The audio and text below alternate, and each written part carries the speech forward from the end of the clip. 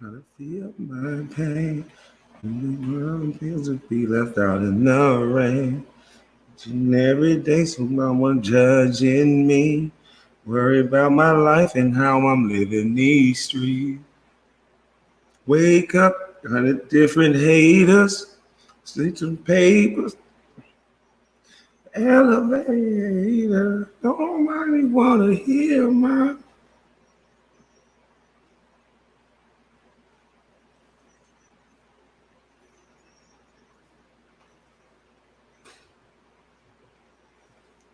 Each and every day there's someone judging me. Worried about my life and how I live in these streets.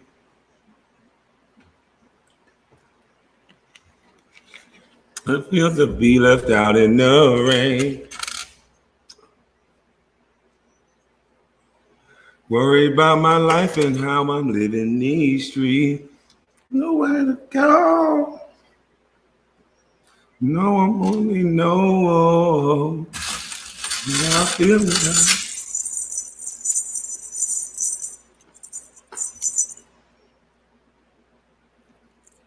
Didn't know, my mama didn't care. It don't matter if I'm there. What's to do when this road gets rough?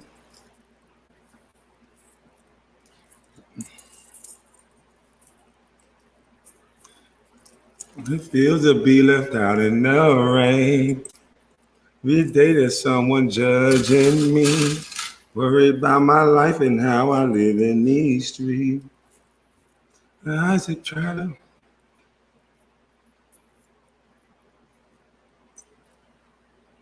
Don't make me do it now. Send me, worried about my life and how I live in these streets. Wake up, different haters.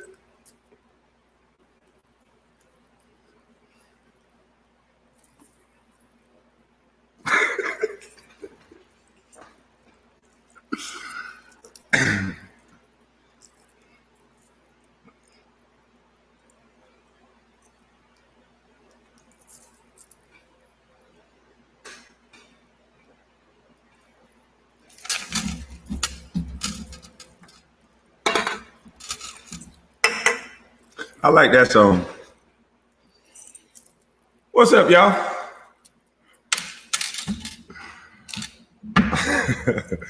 Yeah, man. Every time the haters get me down, I just play that.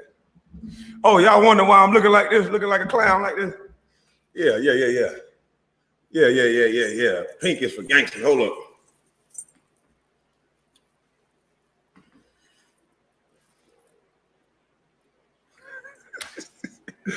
Yeah. I was gonna let you go last night, but shout out to Forgotten Kings TV.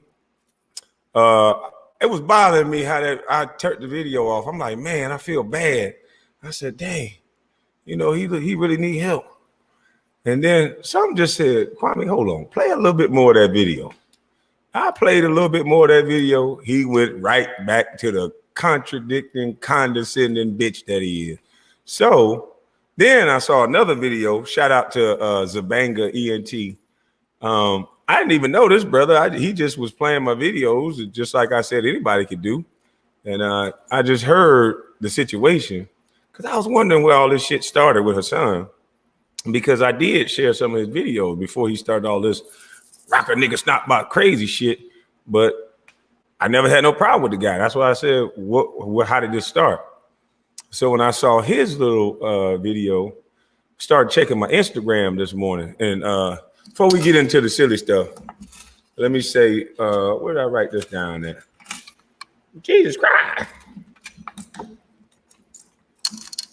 Well, if I can find it, I put it somewhere. Hold on. Okay. Maybe it's a never mind. No. Wait. What did I just do with this shit? What the hell, the dope man that sold me? Holy moly donut shop. I just wrote this shit down.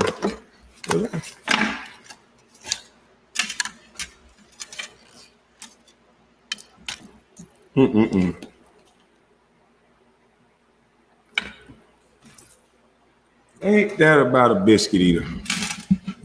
I might have took it in the kitchen because my daughter be getting on my nerves. Anybody got a daughter that y'all just be wanting to sometimes just give them a tight hug? You know, you don't want to look like an evil parent. You just be wanting to give them a hard, tight, nice hug.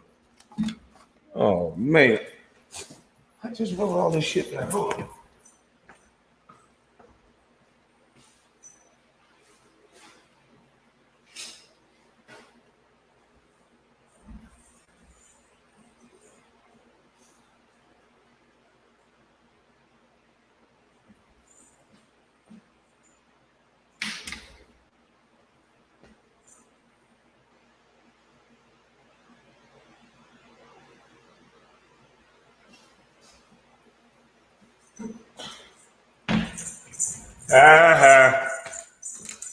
I found it. Threw it in the trash. Hell, a dope man that sold me. All right. Shout out to Kodak Black. I heard Kodak Black went to the hood in Miami in his community and was passing out air conditioning units to people that didn't have them. So shout out to you, my brother. I want to give, I've been looking through my Instagram and there's a lot of messages, so I'm going to get to it. So apologize if I'm late. Don't think I'm hating on you. Don't think I'm going to find it.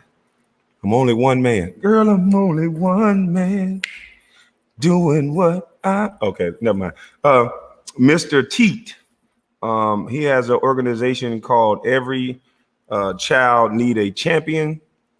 He has an organization, Mr. Teat, called Every Child Need a Champion, and that is championqu.com.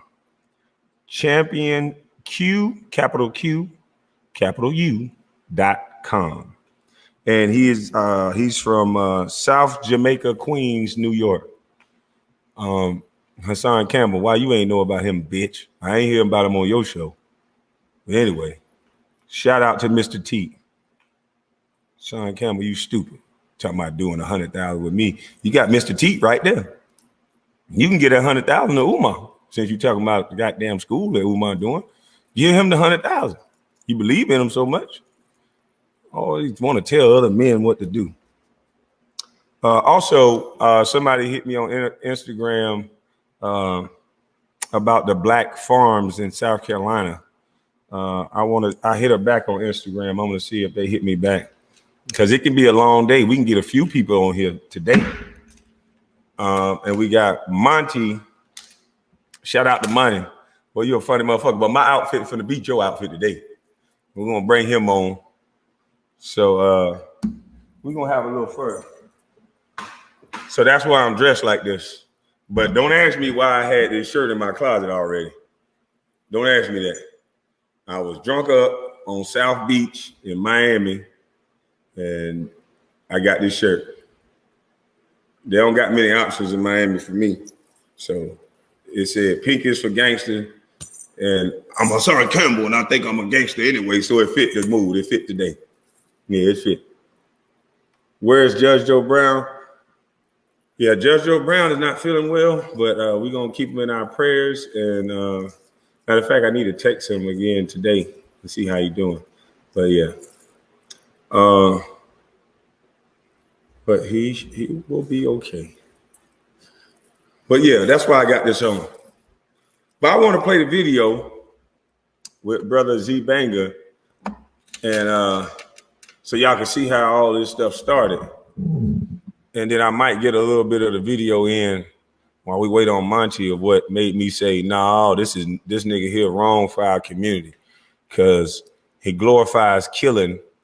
He glorifies all the killers. It's like he never learned this goddamn lesson. He wants to glorify the killers and the shooters. And he wants to go back to being a shooter. So after you cry, you go back tough. And you cry, you go back tough. Nah. Then you try to put your mans in the Dulo twist. Try to get him to beef with me. I don't want to beef with nobody. He tried to get a whole state against me. Hell, they need to be against you. You the one killing their mama sons, allegedly, bragging about it, fighting bodies.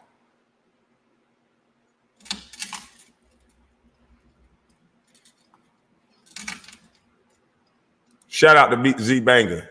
See, I can get along with real men that don't want no trouble with nobody. And he from New York, Hassan. Punk motherfucker, you.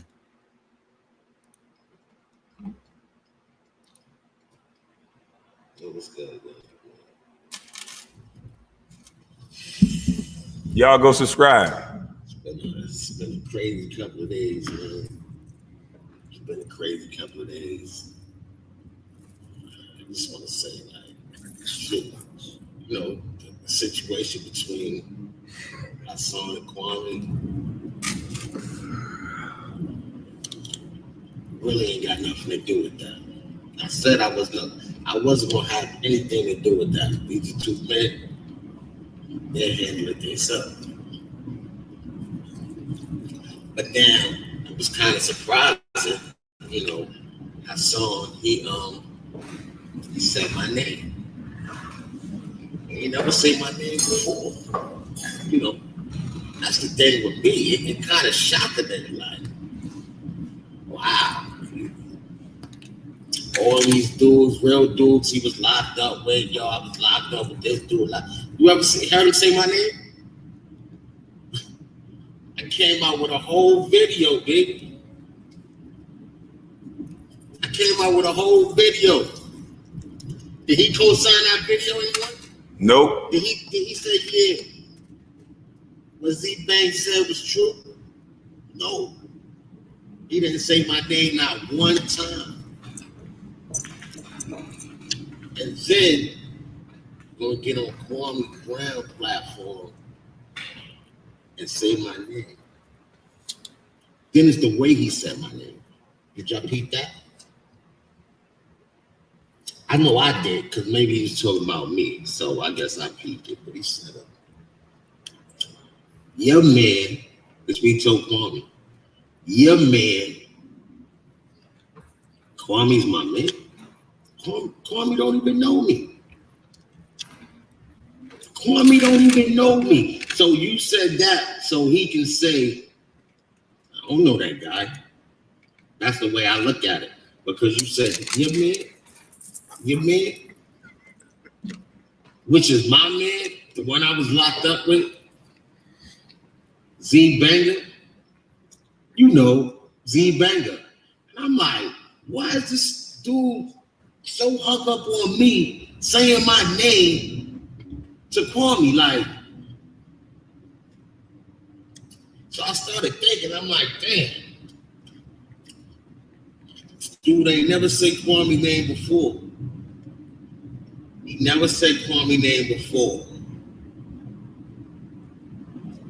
Kwame shouted me out, you know, for using my video. So he calls me, Hassan calls me, to let me know the only reason Kwame used my video and is even watching my page is because of him. He said Kwame is watching and gave me a shout out because he's watching everybody that's down with him. So now I'm thinking, like, okay, maybe he's telling the truth. You know, this is my third month on YouTube. I don't know. Maybe he been watching. You know what I'm saying? Before he said Kwame Brown name. Now the conversation between me and him went, yo, I'm starting to make videos on the dude, you know, basketball player Kwame Brown. He said, oh, word? I said, yeah, and he fucks with you. He like, yo, he fucks with me? I said, yeah, he fucks with you because I seen a post on Facebook that he shared one of your videos.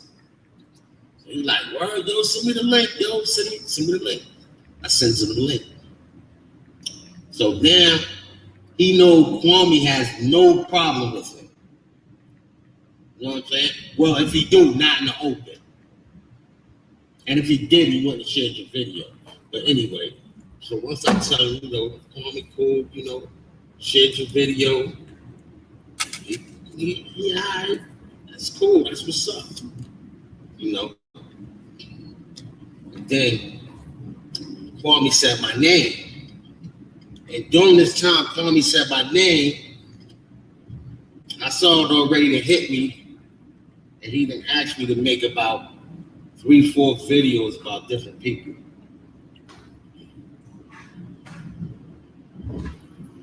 My thing was, I don't want to be on that arguing with a guy all day, all night, wake up arguing, beefing, because now I just got mad shit jammed up in my head,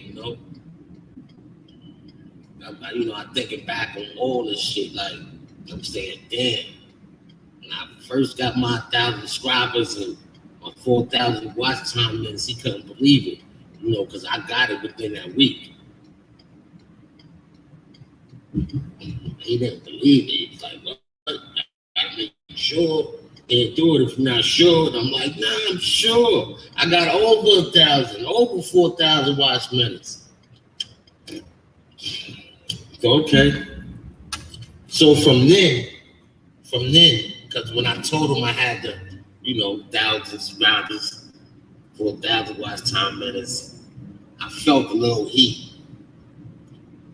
But, I put it to my back of my head. I said, maybe I could be bugging. You know what I'm saying? Maybe I could be bugging. I wasn't bugging, because after that, he ain't never shout me out. He ain't never say the video was good I made. He ain't never tell the people, yeah, that's my man. None of that.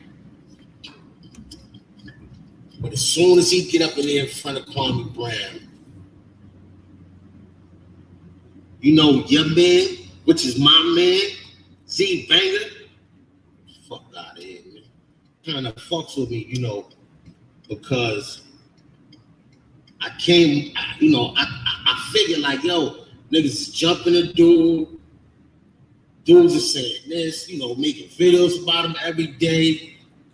You know what I'm saying? I'm feeling bad for the dude. I'm like, he the victim. How can people do that to a victim? That was my whole stance. How can someone do that and talk so crazy about the victim? And then now, I see he went and picked. And I say picked because this man ain't say shit to him. So he went and picked with Kwame Brown.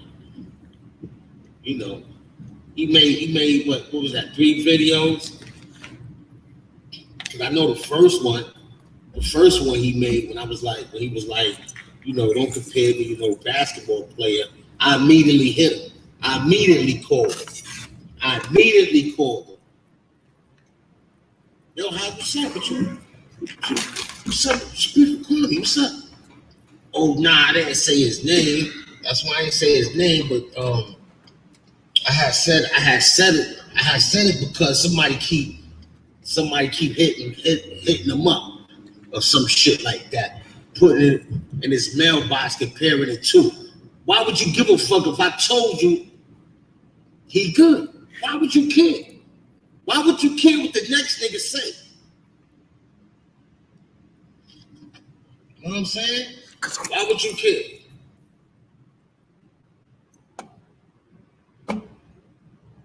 Oh, but you didn't care when I kicked it with you and said, yo. Man, I care because, see, in Bronx River, when the nigga that was on the block and he made the most, we robbed that nigga, we shot that nigga. That's why I'm doing what we did on the block in Bronx River. I'm still a grown-ass child. But don't ask me that again, or I'll rock your snot box. I'm making videos off him. He let me use his videos. I'm making a few dollars with him. Yeah, I made a few dollars off Kwame Brown video, so salute to you, Kwame. Salute right back. Appreciate you, man. You know what I'm saying? Hassan said use his videos. I can't use your videos, man. I'm not going to use your videos about beefing. I'm not going to use your videos about you beefing with other dudes all the time and all that shit. I'm just not gonna do that, man. And you get mad, like you said, you wake up on different sides of the bed every day. Now we can see why I said, let's find out why this happened. Because I said this was a teachable moment.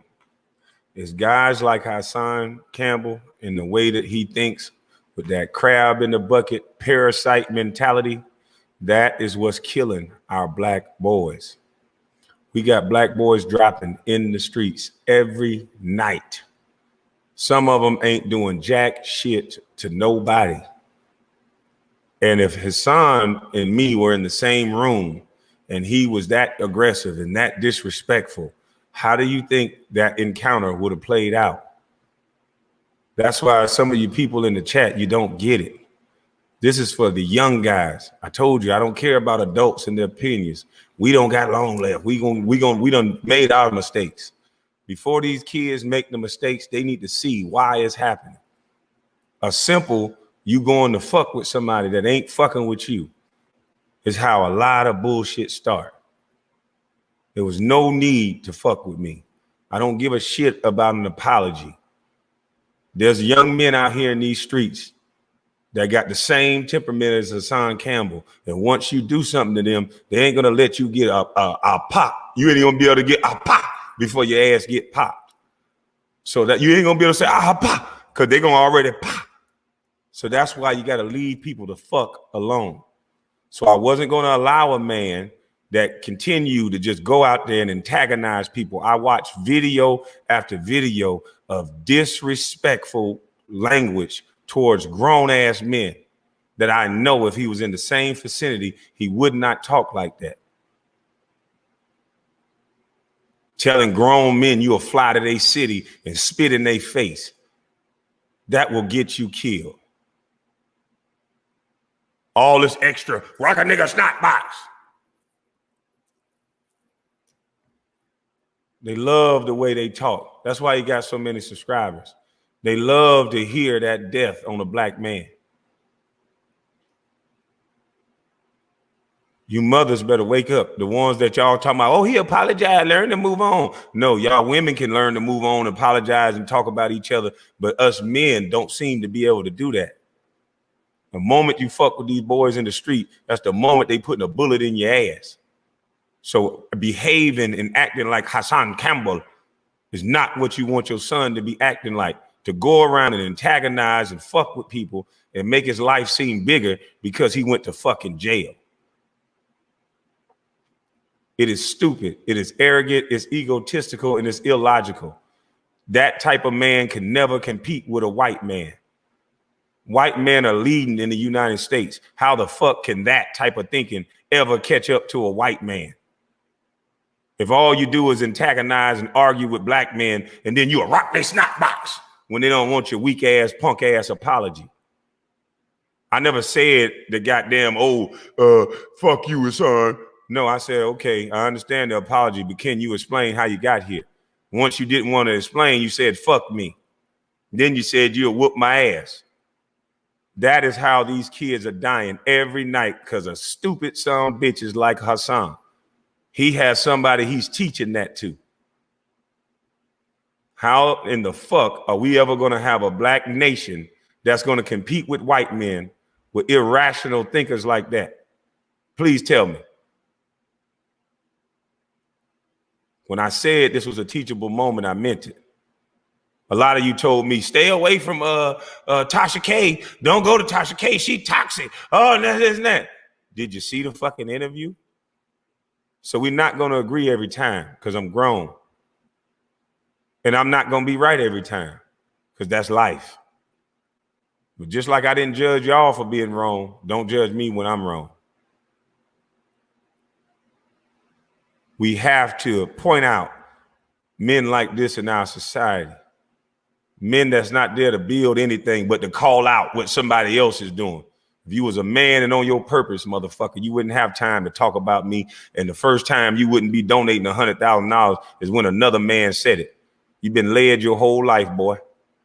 And that's your problem. There's a lot of men like you that are emasculated and you act out your weak ass fake gangster dreams out here on the streets and you taking mama's sons off the street.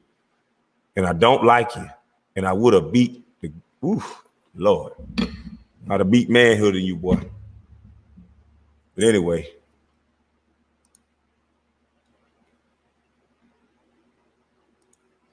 So I'm gonna take a chance using your video for you to flag me, for me to lose my page because you got drunk one day and that's just how you were feeling. You know what I'm saying? So don't say, oh, now you flipping on me. I'm not flipping on you. This is not no diss. This is nothing. I'm just saying there's no need to say my name anymore. I don't need you. I don't want you to say my name. It's like you got jealous or something because he said my name. It's like you got jealous. Yo, the whole shit is deep. It's like as soon as he shout me out, now you got a problem with him. Kwame kept saying, yo, where did this come from? Where did this come from? He told you where it came from. He said, your man, which is my man, that was locked up with Z Banger, you know, Z Banger. He was waiting for Kwame to say, nah, I don't know that nigga, fuck that nigga, da-da-da-da. So he could have picked up the phone like he always do. Yo, Mark, make a video about that nigga. That nigga said, fuck you, da-da-da, boom, bang. Well, I told you about these niggas that hide in groups. That nigga tried to get Z Banger against me, then that didn't work. He tried to get the whole goddamn state of New York against me. Jesus Christ. Jack tried to get everybody against me, catch me in traffic. Jesus Christ. Matt Barnes, Becky with the good hair. Boy, never mind. Jesus Christ. These are the men in our society. Just listen to the things these men of no honor and no respect say out of their mouth. Just listen to the things that they say out of their mouth. Hassan Campbell has offered in several videos multiple men to give him fellatio. Even did a dance to it. He's offered nasty things to Sinead's wife. He said disrespectful things about his wife. Several videos. He talks about rocking nigga snot boxes. That's it. And now, since he ran into Kwame, he talking about donating. Becky with the good hair, he invited me to his penis, talking like an arrogant bitch ass nigga. Steven Jackson, I don't know what the fuck wrong with him. He smoked weed, he a thug, all the smoke podcast. He stopped smoking weed, ridiculed people for smoking weed. He with Maria, he not with Maria. Goddamn, Rachel deserved the job. It was the sympathy job. You motherfucker live home with your mama. Your life is dirt. It's been dirt. And, I'm the face of equality.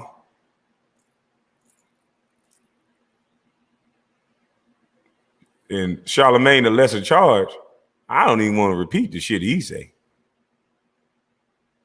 And DJ Envy, how the fuck is that a man? Agreeable motherfucker. How the fuck can he compete with white boys and he keep having to bow down to him? And he keep having to open up to him. How can he compete with white boy? He never gonna say no. Somebody can convince him to stick his fingers in a bunkie on national television. And none of the men I know and be around would ever do that. Soon as you pull that bunkie out that goddamn bag, it's gonna be some furniture moving. Because I need to know why you tried to give me this. My brothers went to prison. They told me a story about brownies on beds and shit like that and what you're supposed to do and, what to look for. So you give me a penis or a bunkie as a present, we're going to have a long day.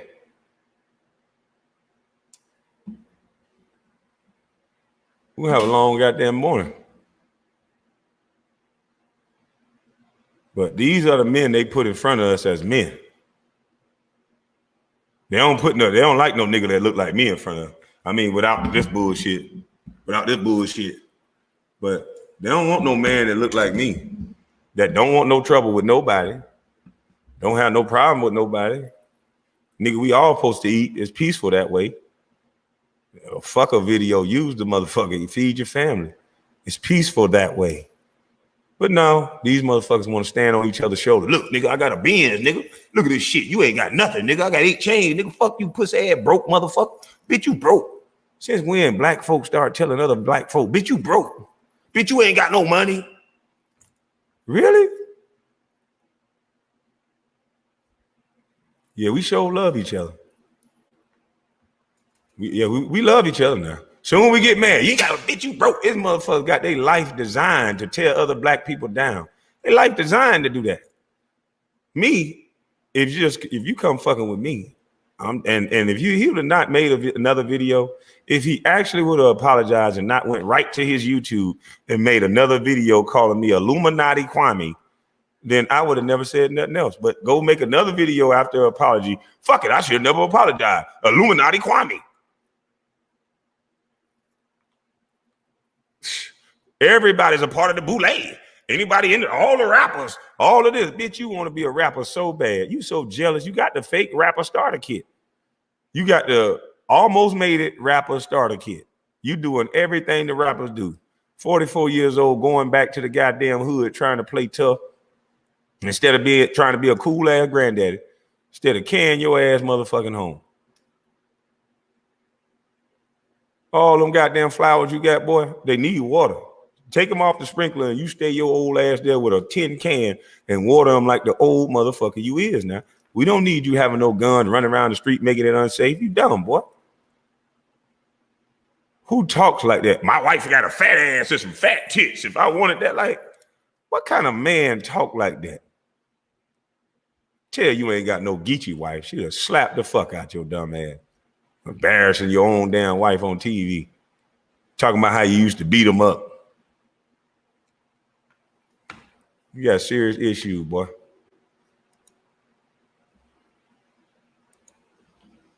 Because before he dropped the last video about Kwame, he called me.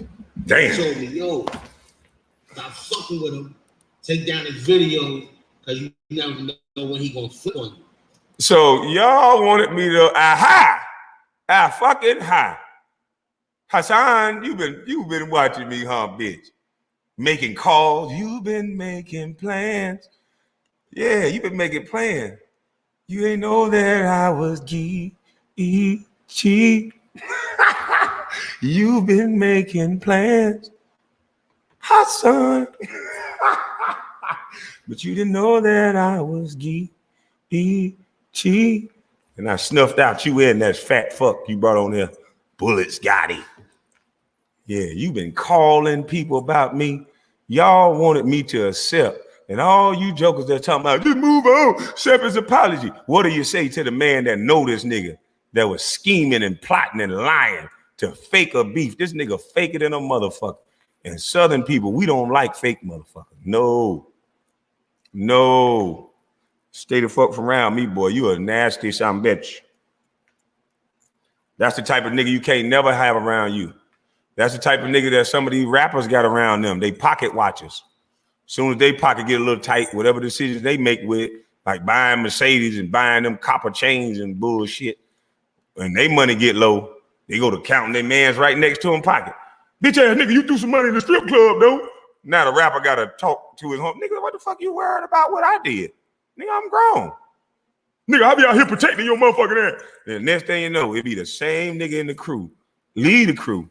Start saying the rapper is a bitch and a pussy. And that be the one end up almost killing the rapper, if not killing him. And that's why I be by myself.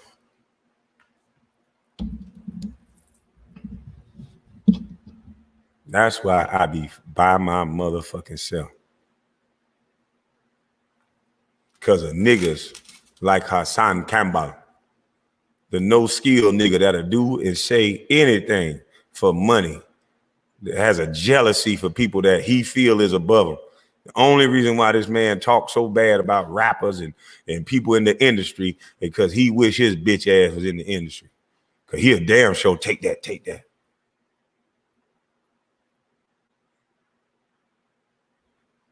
Shit sad, my nigga. How some of y'all cats do this shit is sad. A nigga ain't did nothing but came in peace. And a nigga find a way every day to talk about another grown man. And then they say they men. Well, I already know your girl like me. I already know your girl like me. I'm just gonna say that off the rip. Because I'm nothing like you. I'm not gonna speak on no man I don't know.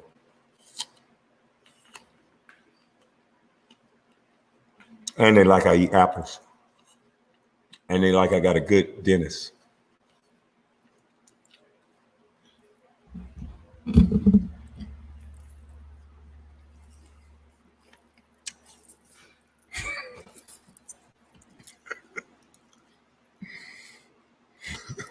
like, flip on me.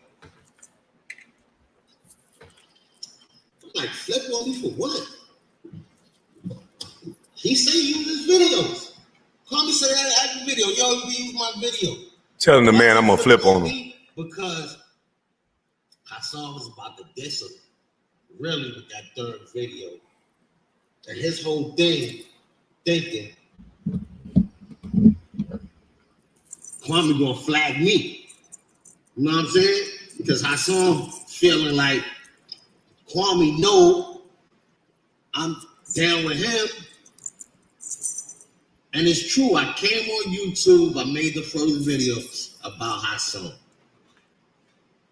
Made 2, 3, 4 more after that. My man hit me up. My man called me one day and he told me, yo, I got 10 toes down right here. He's doing a video inside the car. He don't see me. I got him. I tells my boy, nah, don't do that. We argue back for a minute. But I had to tell him, don't do it. So now I'm thinking, anything that happened is gonna be my fault. Because they see me beefing with people.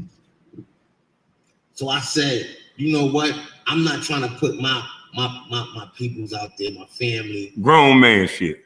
For some dumb shit. So I said, you know what? These views, all this shit ain't important to me. You know what I'm saying? I ain't trying to get another dude jammed, but it's not important.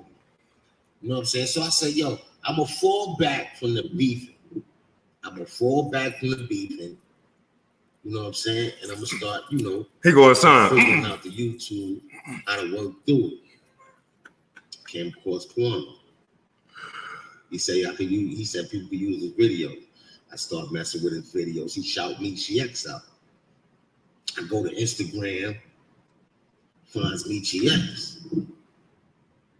So now when he said the GX joint, why are you telling people that? You don't know me GX. So I told him stop using. What if me GX ain't know I was using her videos? Let's just say that. What if she didn't know I was using her videos and she see this shit and she strike me now? So it's like, and then I talk to you the next morning, you tell me you gave me an alley-oop. That wasn't no fucking alley-oop, dog. You think I'm stupid? You think I didn't see that you was shading me?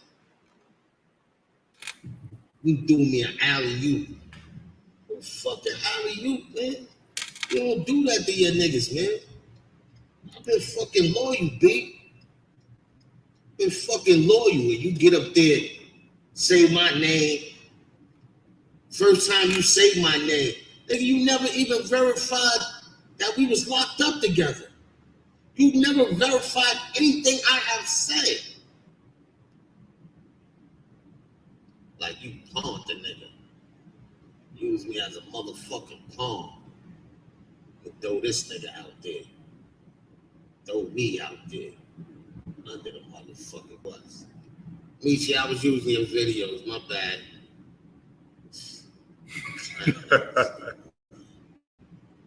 I couldn't believe you did that shit to me. Like, wow. This dude never say my name. Never say my name. Never ever say my name. But now, when you getting that mama's cooking, Kwame putting that mama's cooking on you. Yo, that's just like an instant. Look. Example. You know, nigga in the project, he be getting beat up, right? Nigga in the project be getting beat up. He starts screaming everybody's name. Anybody that he think that's gonna help him. Same type of shit. Same type of shit. So I'm gonna end this video, man. And I'm gonna just wait, you know what I'm saying? Your minions. You know, I know they gonna come. And then I'm gonna just then I'm gonna really, you know what I'm saying? This is light. This is real light. You don't have to say my name, bro. You don't have to say my name never again, man. Yo, salute Kwame. Let me use your videos. Salute, man, Nietzsche X. Since Hassan dry snitched on me, don't get me locked up, please. I'm gone, man. Shit crazy.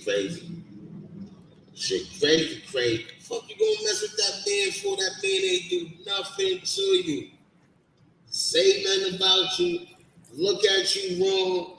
Nigga ain't take no chain from you. No ring. Ain't take your dog from you. This nigga ain't do nothing to you, D.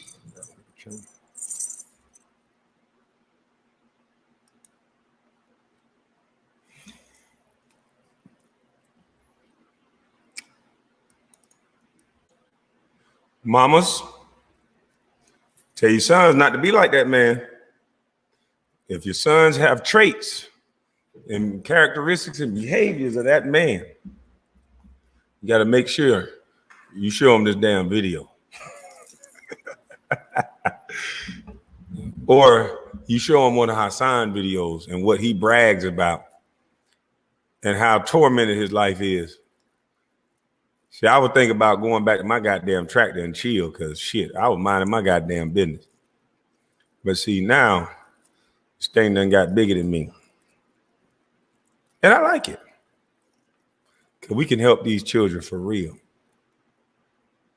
And, you know, it's not to argue. See, some of you black males just want to argue. Have guys pulling up on me saying, don't do coding because, like, that's your opinion. Just because you do coding, why the hell do you do coding then? Shit. It just doesn't make any sense.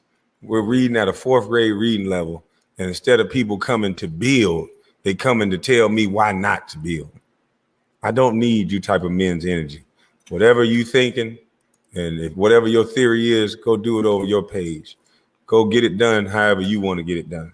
Over here, I got too many people that I know that do trades. Like I said, I'm building the app. So the first phase of the app costs about $25,000. And that's going to the person who it's only going to take him a day. And that could be somebody's mama's son that make $25,000 in a day or 2 days to do the programming for the first phase. That's better than, you know, having to work a 9 to 5 and sitting there at a job you don't like. So I don't know what the argument was, sir. That's why I got you off my channel. It was the never ending question. When someone get on my channel and say, hey, let me ask you a question. And then say, here's what I think. Here's what I want to think about code. Like, no, I'm going to listen to you. And then I'm going to be thinking in my head, like, this motherfucker full of shit. And then you're going to get some full of shit responses from me.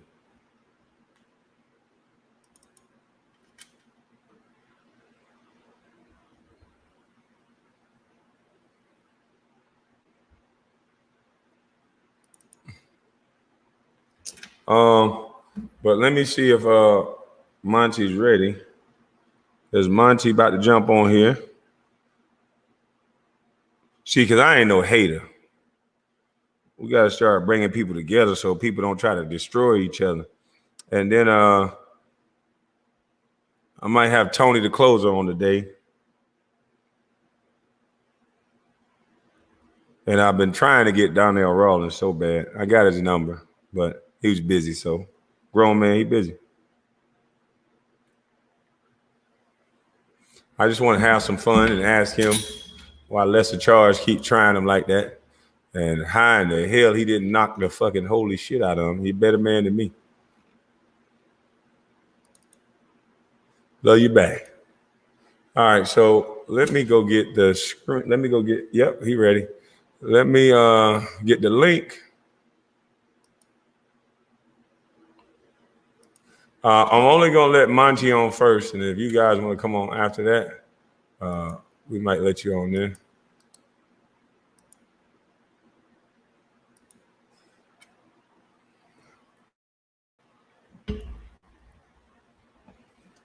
So I think I just dropped the link in the chat. Let me drop it one more time. Unless that's the old link. Yeah, you said 10 toes down in the chat? Yeah, I need to get 10 toes down up here too. Monty, I'm gonna let 10 toes down up here first, and then we'll come back to you. What's up, bro? What's up, brother? How you doing? I'm good, brother, man. Pleasure, man, to be up on the show, man, and finally get to air this shit out. Okay. Yes, I just seen that you just had Z Banger up there. Yeah. You still hear me? Yes, sir. Yeah, I see you just had Z Banger up there, who is another character. You want to jump ship now because you see that the pressure and the heat is on him and his little team. And he was riding hard with Hassan. He's a PDR, a professional dick rider. That's what I call him. Oh. And the rest of his crew. He came at me hard body for no reason for Hassan. And when I got at him, he was coming back and we was going back and forth. It wasn't until, see, because what I do is before I even say something about you, because I'm on my positive shit. So before I say anything about you, I'm gonna do my history first. Right. Find out who you are, what you about, and if you're really part of this cause. When it came to Z Banger, I did my history check on him. He talk all this get money shit, all this rich shit and all that. Homie, I got connects. You're homeless. Well, this is when he stopped fucking with me. When I came at him and said, you're homeless, I told him where you live at and stop acting like you on some street shit with Hassan because I could get at you. Once I showed him his address, his apartment, who he lived with, how he was homeless, where he from, he fell back. He said, I'm done with that. I'm not coming at you no more. This and that. I'm going to leave it alone. Now, he's flipping on Hassan. And the rest of them going to flip. Bullets, Gotti, Five Guard, all the motherfuckers is going to flip on him in a minute. Because they see that. They know he's fake, but they just want to ride because they're trying to get views. They're trying to get their channels up. And which I told them, y'all don't have to go that route to get your channel up. Yeah, because I'm not trying to get in nobody beef. I'm just trying to get people that's talking about bodying people and rocking niggas snot box, make awareness to these mothers that's what's killing their sons. And so I've always been on positive vibes. That's why I said anyone can use my videos because, you know, there's no point in, you know, being greedy. If it's not hurting me for you guys to use my video. Yeah. That's nothing. You know what I'm saying? And when I came out, I never was about views. I never was about that. I'm about the community. I served 21 years in prison. I know what it is for a kid coming up to be subject to the peer pressures of society, direct, indirect peer pressures.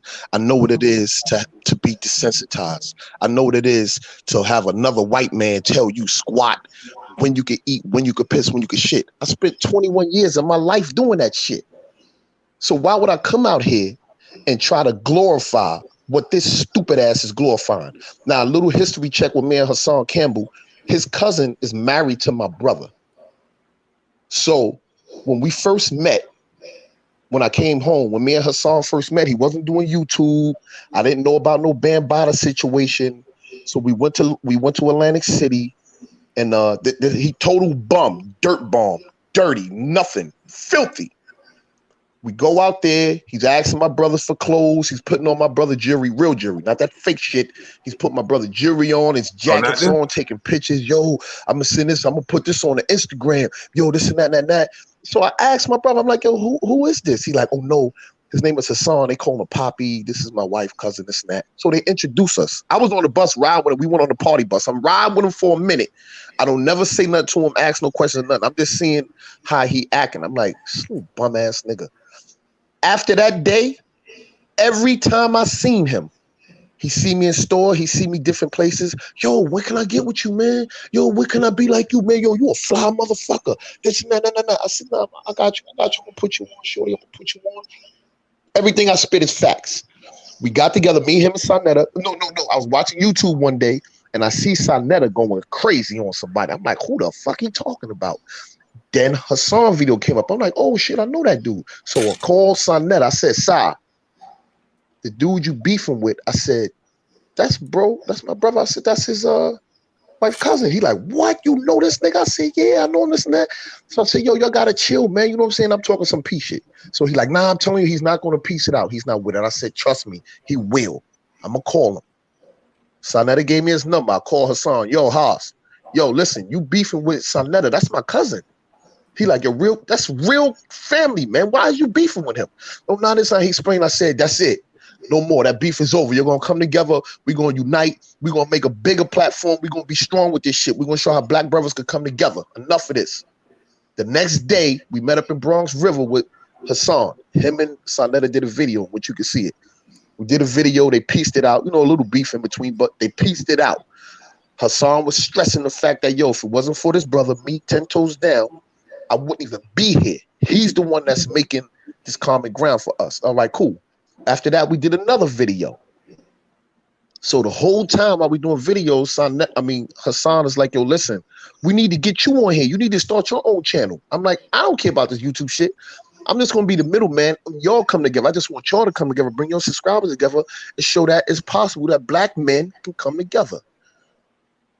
You know, long story short, Sonetta and Hassan wound up not keeping the bond or whatever. Hassan wound up saying that. Sonetta flipped on him or whatever.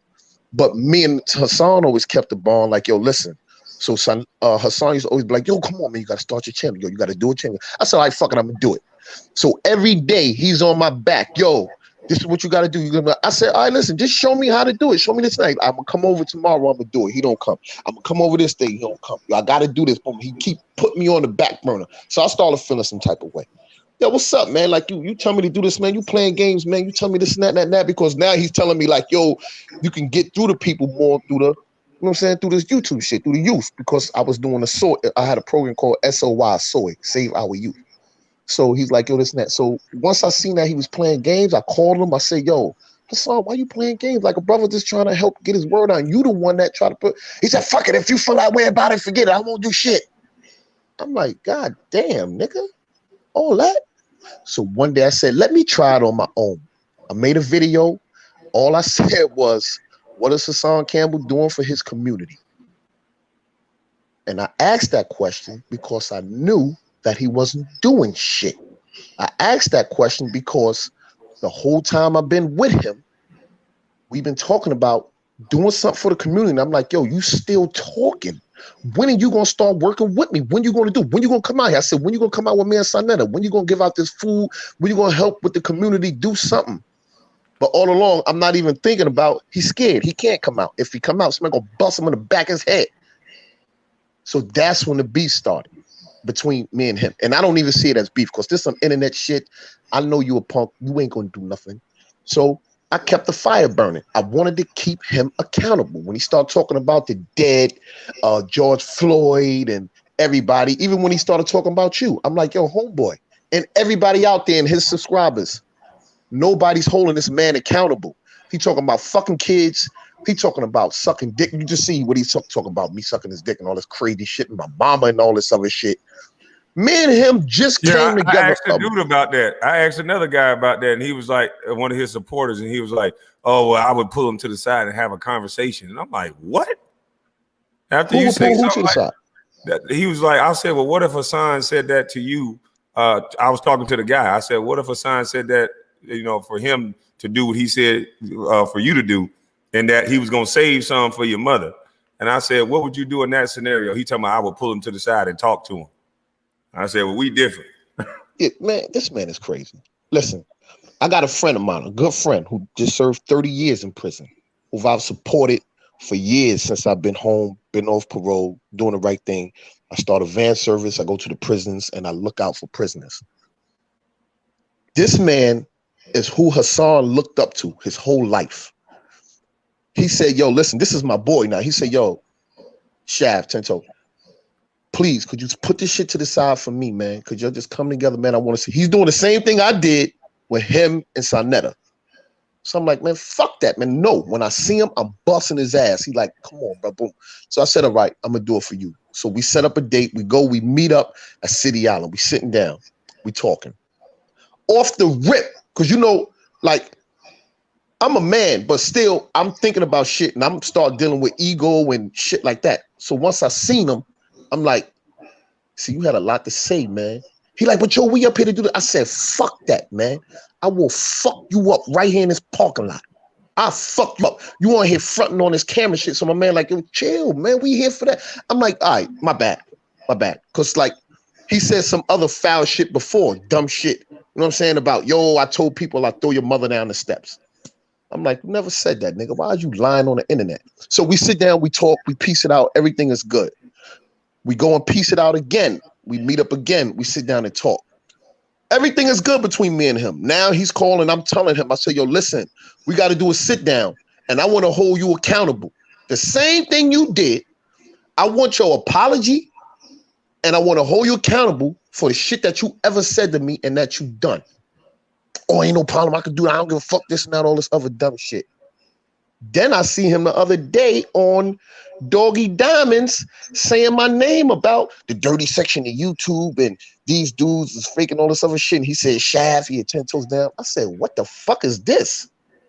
What the fuck is he talking about? What's going on here? So I called him. I'm calling him and calling him. He's not picking up.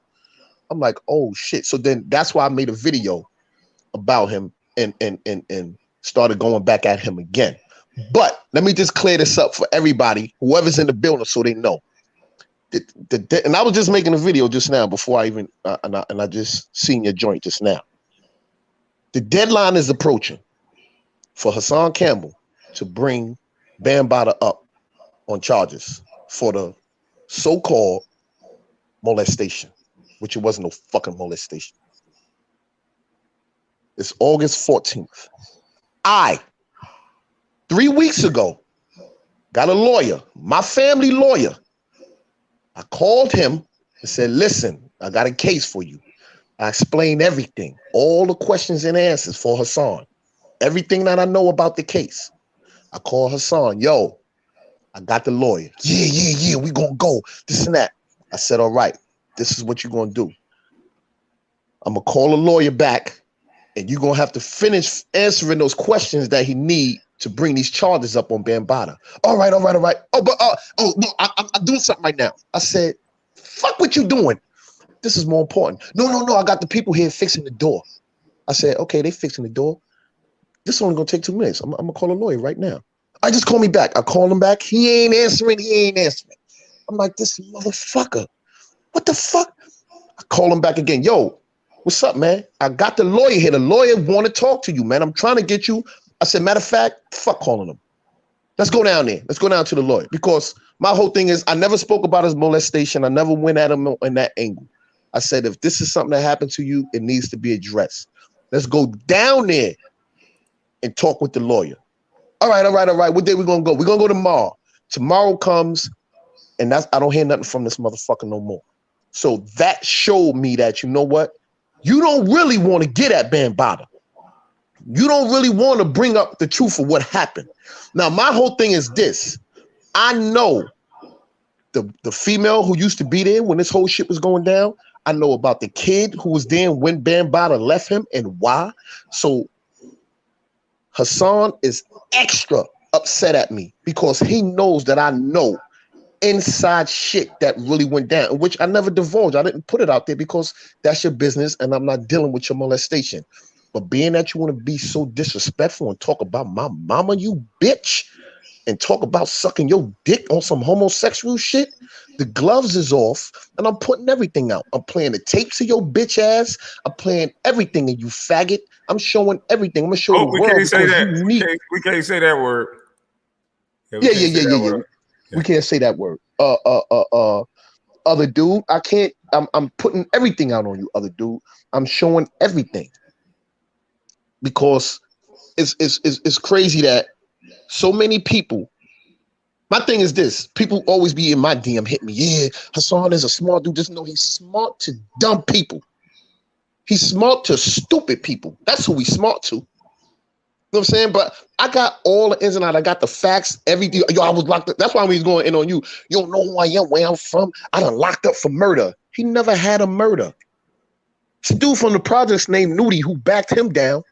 He almost shitted on himself. I got it on video. He almost shitted on himself.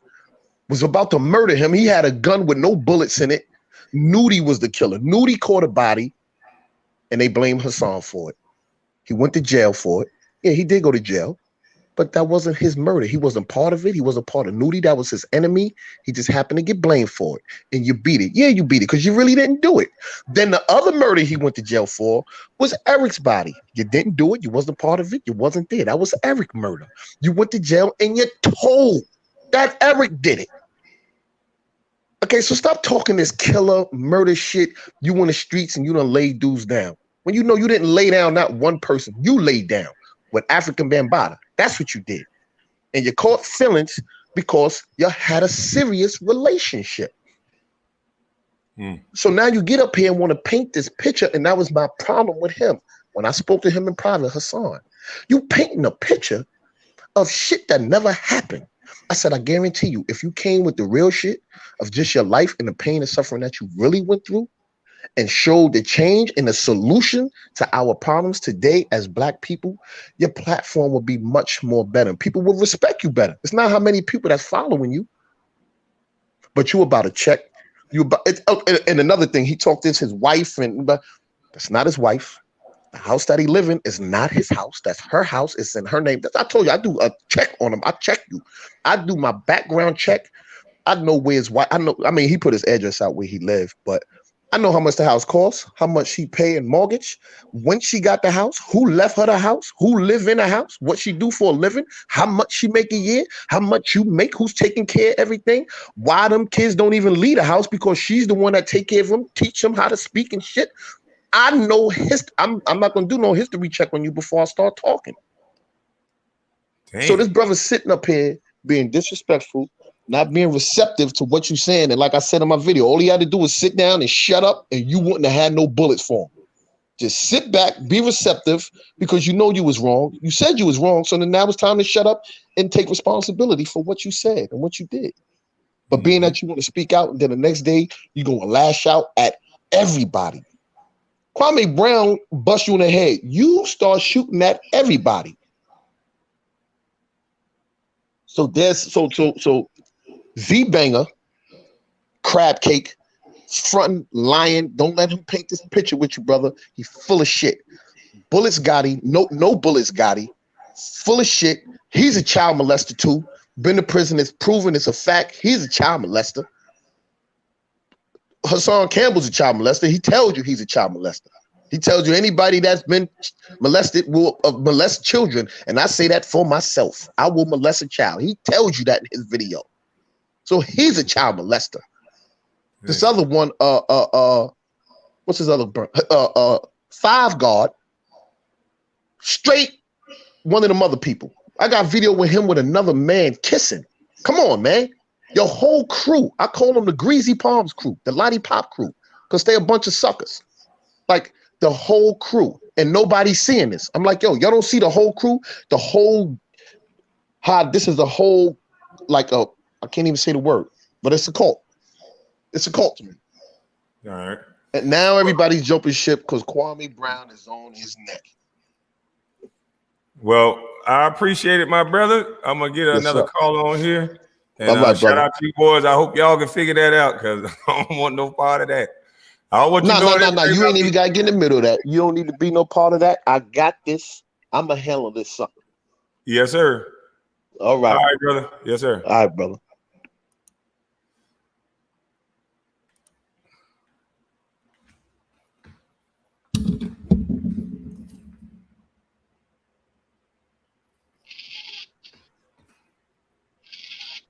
Hey, let me ask you something. You ever rock the nigga snot box? Hold up, dude. I'm about that real life. You see this right here? You see this right here? Oh my God. I'm rocking snot box. Turn the TV on. First of all, dude, let's keep it fuck, right? I'm gonna keep it always funky, right? You want here with these jewels, right? You want these jewels. You think this shit funny? You think that shit funny? First of all, I get all my jewels from Bronx River Pawn Shop. I got all this shit from the Bronx River Pawn Shop. I get busy out here on these streets. You sitting up here talking shit.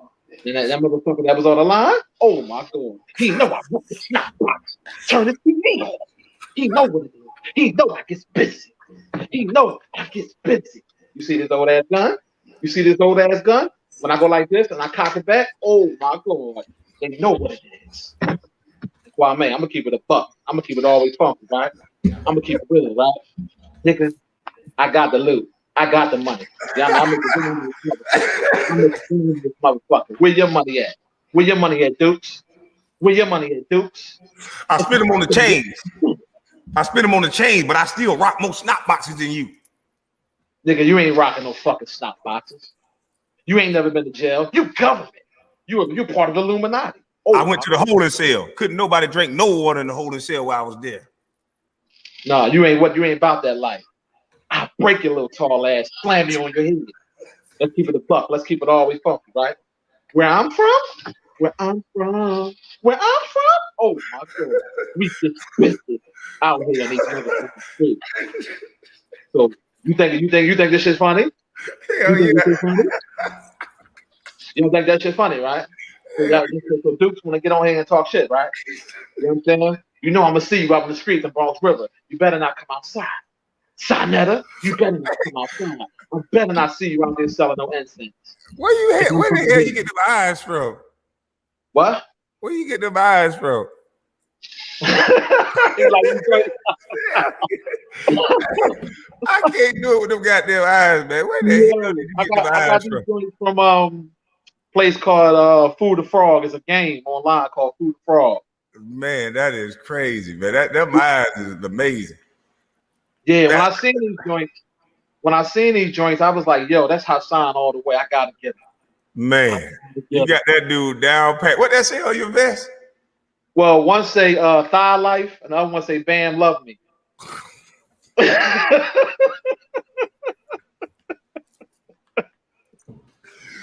Oh shit!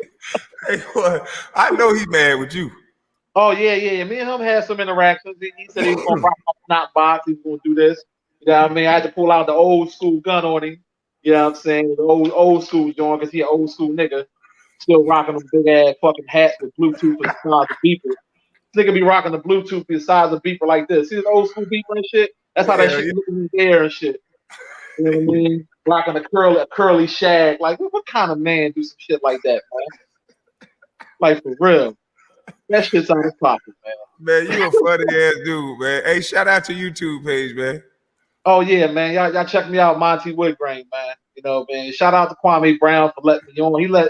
One thing about this brother I respect is that he let smaller YouTubers come on and shine. He ain't on no hate shit. You know what I'm saying? Like, he ain't on no I'm big and this, that. No, he ain't on no Hassan Campbell shit. You know what I'm saying? But look, but Kwame on some real shit though. My jewels is look, this shit from Wakanda, motherfucker. Like, no.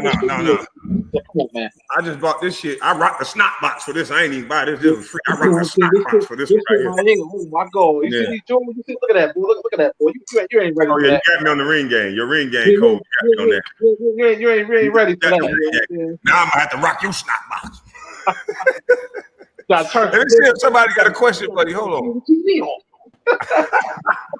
No, I got a comment. No cat, my friend, but you got those small hands like Monty too. I'm just kidding, man. I'm tapping on you.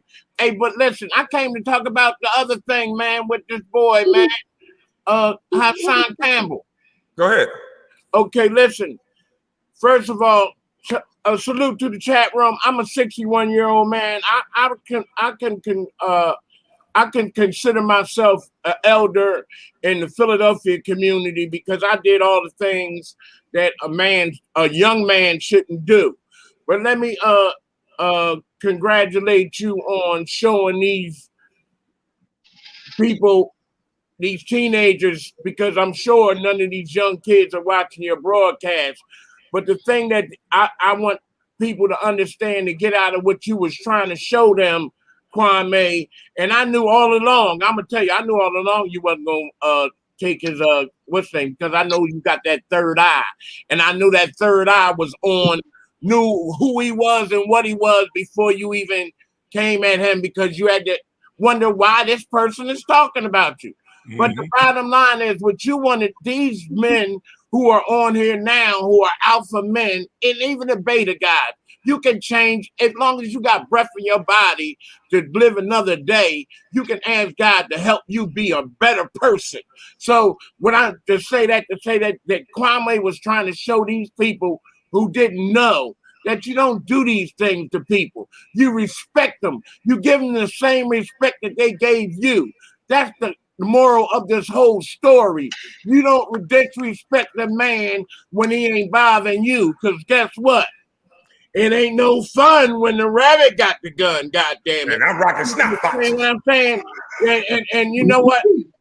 Hey, let me say this to you people on here. And the person who dies in a murder case is the winner.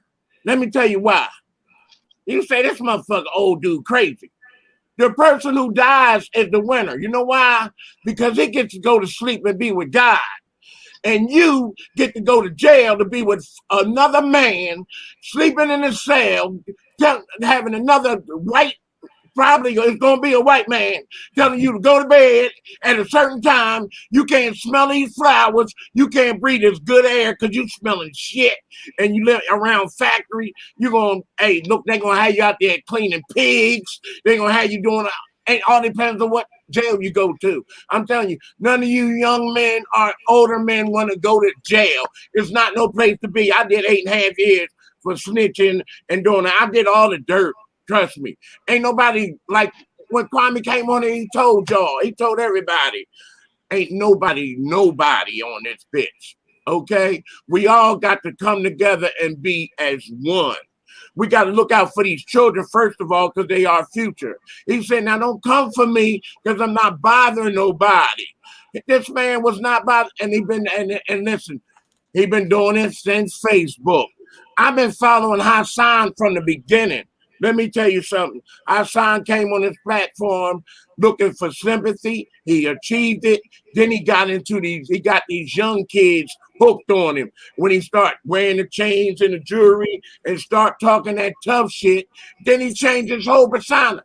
What people don't realize is Hassan has deleted 4 or 5 videos the same as Kwame made him do. Kwame, you need to get him back in here and trigger that shit backwards, bro. I mean, at least that shit he went through last night was the tip of the iceberg. But people don't know this is the 4th or 5th video he has deleted. He has been on all kinds of podcasts, just ranting and raving and talking about putting his dick in children's mouth. Who supports that? Sorry. A lot of them do. Supports that garbage. Do you have children on here? You motherfuckers sending them $10, $20, $100 low key? I'm sorry, but you a bitch motherfucker. Somebody need to strengthen you for supporting this boy. I seen you on that man on Kings last night, and I tried to get with you, but Kings, they only let me in there for a second. But I wanted to talk to you, boy. Something wrong with you. Hey, Kwame, I'm sorry for taking up so much time. Oh no, man! You did a great job. And let me say that I can't go without saying this. People like this, these children these are the ones we want to keep from our children. Teaching them, first of all, that energy goes into these children. And second of all, when he snap, who's to say he ain't gonna hurt one of these kids in the process of his shit? He got kids, hey, like that man said, brother man, 10 toes, he just told the truth. His wife get paid for taking care of his kids. Didn't he just come on Kwame saying and say he wanted for child support? How the fuck he gonna give somebody $100,000 and he got child support to pay? And he got court costs. They ain't gonna let him donate no motherfucking $100,000. He got fucking. They find out he keeping that money in the house because if they find out he got that, they're gonna take it from him, and it probably ain't even his. Some of it probably his wife's. He said, "Right, baby, let me hold some money." His wife has sympathy for him too. She know he been through a lot, and they know he probably taking. He was on a therapist. He was supposed to be taking medication. This dude is a clown.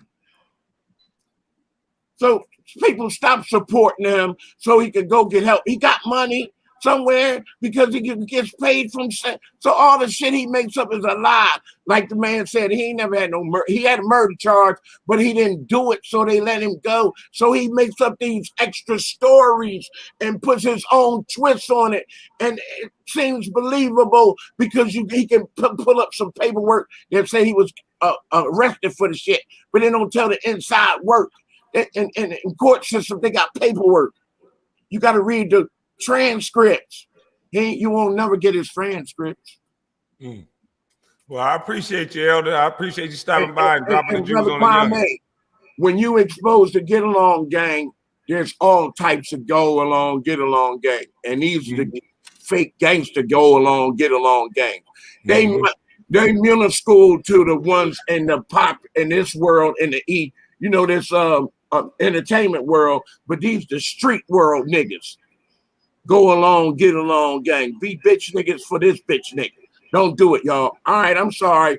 Y'all, hey, listen, God bless everybody. Listen, enjoy your life, laugh, have fun with it. Enjoy your woman, your babies, because ain't nothing after this. Life is too short, man. Have fun with it. All right, brother. Yes, sir.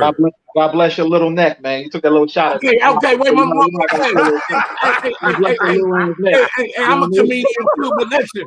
Hey, can you tell your wife I'm having a slob on my knob contact after the coronavirus thing is over? Because somehow it got out on the streets of Philadelphia that my penis tastes like butter and ice cream. And now I got 47,000 girls from Philadelphia want to taste my penis. Look, oh, Lord, all right, man. I don't know, went crazy now. That man ain't seen his dick in like 20 years.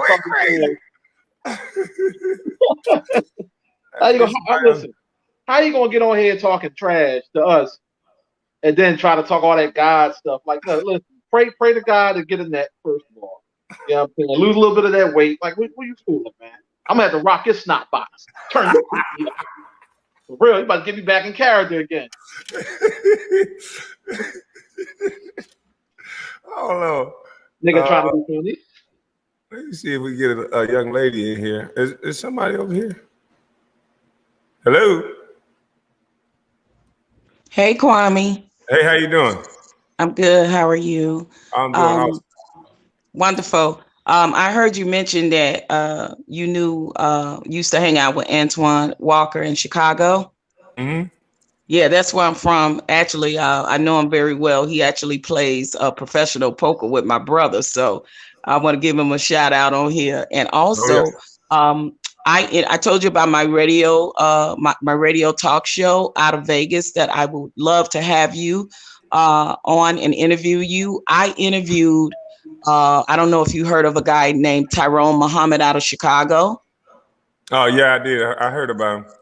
Yeah, he's doing a lot of great things in my hometown. He has a program called ECCSC, which is ex-cons for community social change in Chicago. I interviewed him on my radio talk show. He's doing really great things. I would love to hook you guys up together to do some wonderful things in the community in Chicago. Okay. So you have any information where I can get in contact with you to give you Tyrone Muhammad's information? What's your email? I think I have it. I think Eton Thomas gave it to me. Okay. But what is do you mind giving me your email? Sure. Yeah, it's P GARNER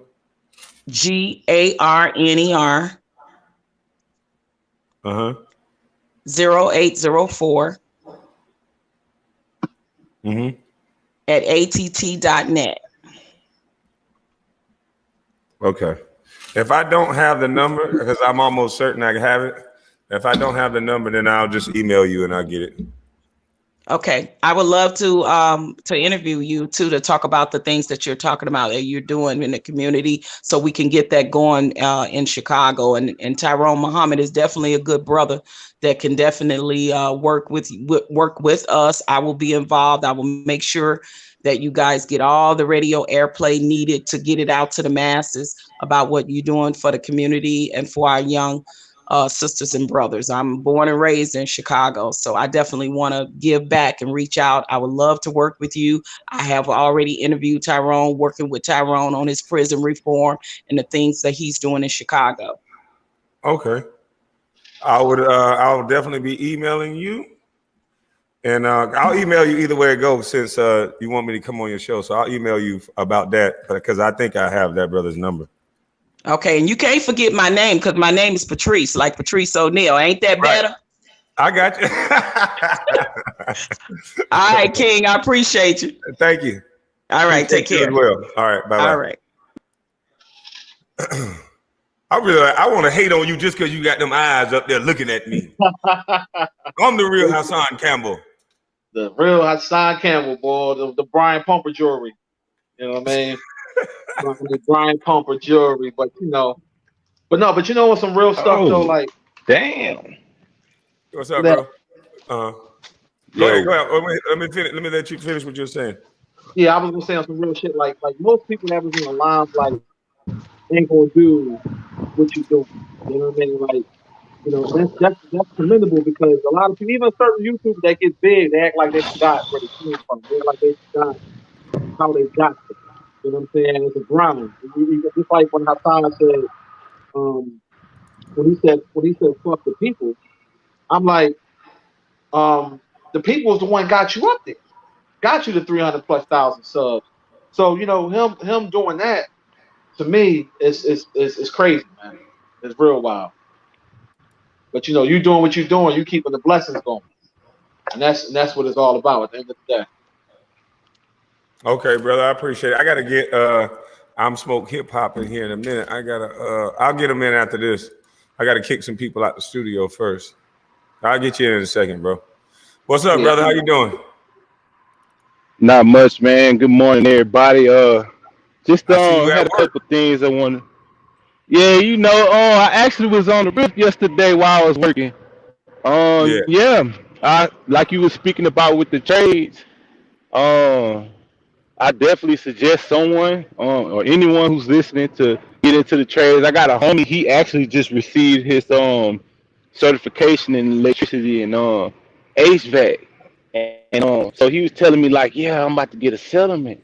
I was like, man, you need to get you an LLC or a small business account, man, and just do your own thing, make your own money. Because when I first got into safety, I was a contractor. Like they gave me a 1099, and I was making my own money. And it's crazy because I used to be hustling, man, grinding, staying up all night, you know what I'm saying, trying to make what I needed to make. And I put that towards my trades, you know what I'm saying?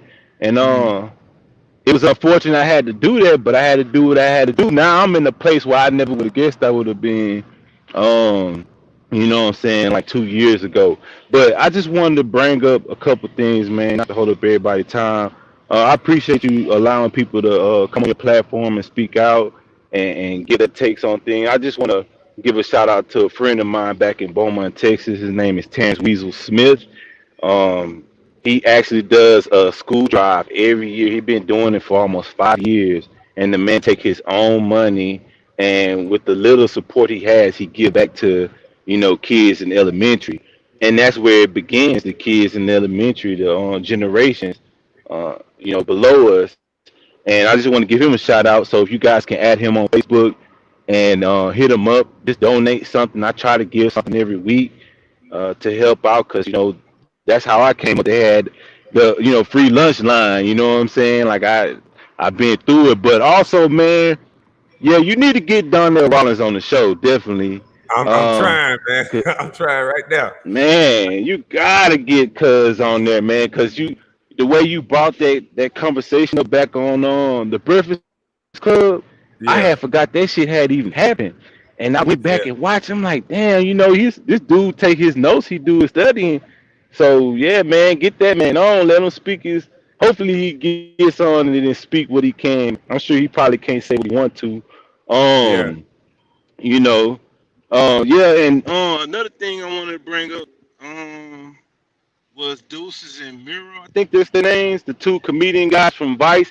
They went on the on Breakfast Club, and DJ Envy was like, all manly, like you got me fucked up. You talk about my wife and woo woo, but you let somebody throw bunkers on you. You know what I'm saying? You want to try to get on some guys you feel like you tougher than, but when real man get on your ass, you got nothing to say. I haven't heard him, or I heard Charlemagne a little apology, but I haven't heard him say much about the collar. So stay on this neck, man. Get him another leash, man. He the cat collar, not a dog collar, man. And pretty much that's all I got to say, man. Just black women. Stay being powerful, black men. Keep your head up. Stay erect. Listen to this man because he speak about being a man. And yeah, man, black power. All right, salute to you, my brother. Salute. All right. Already. What's up, brother?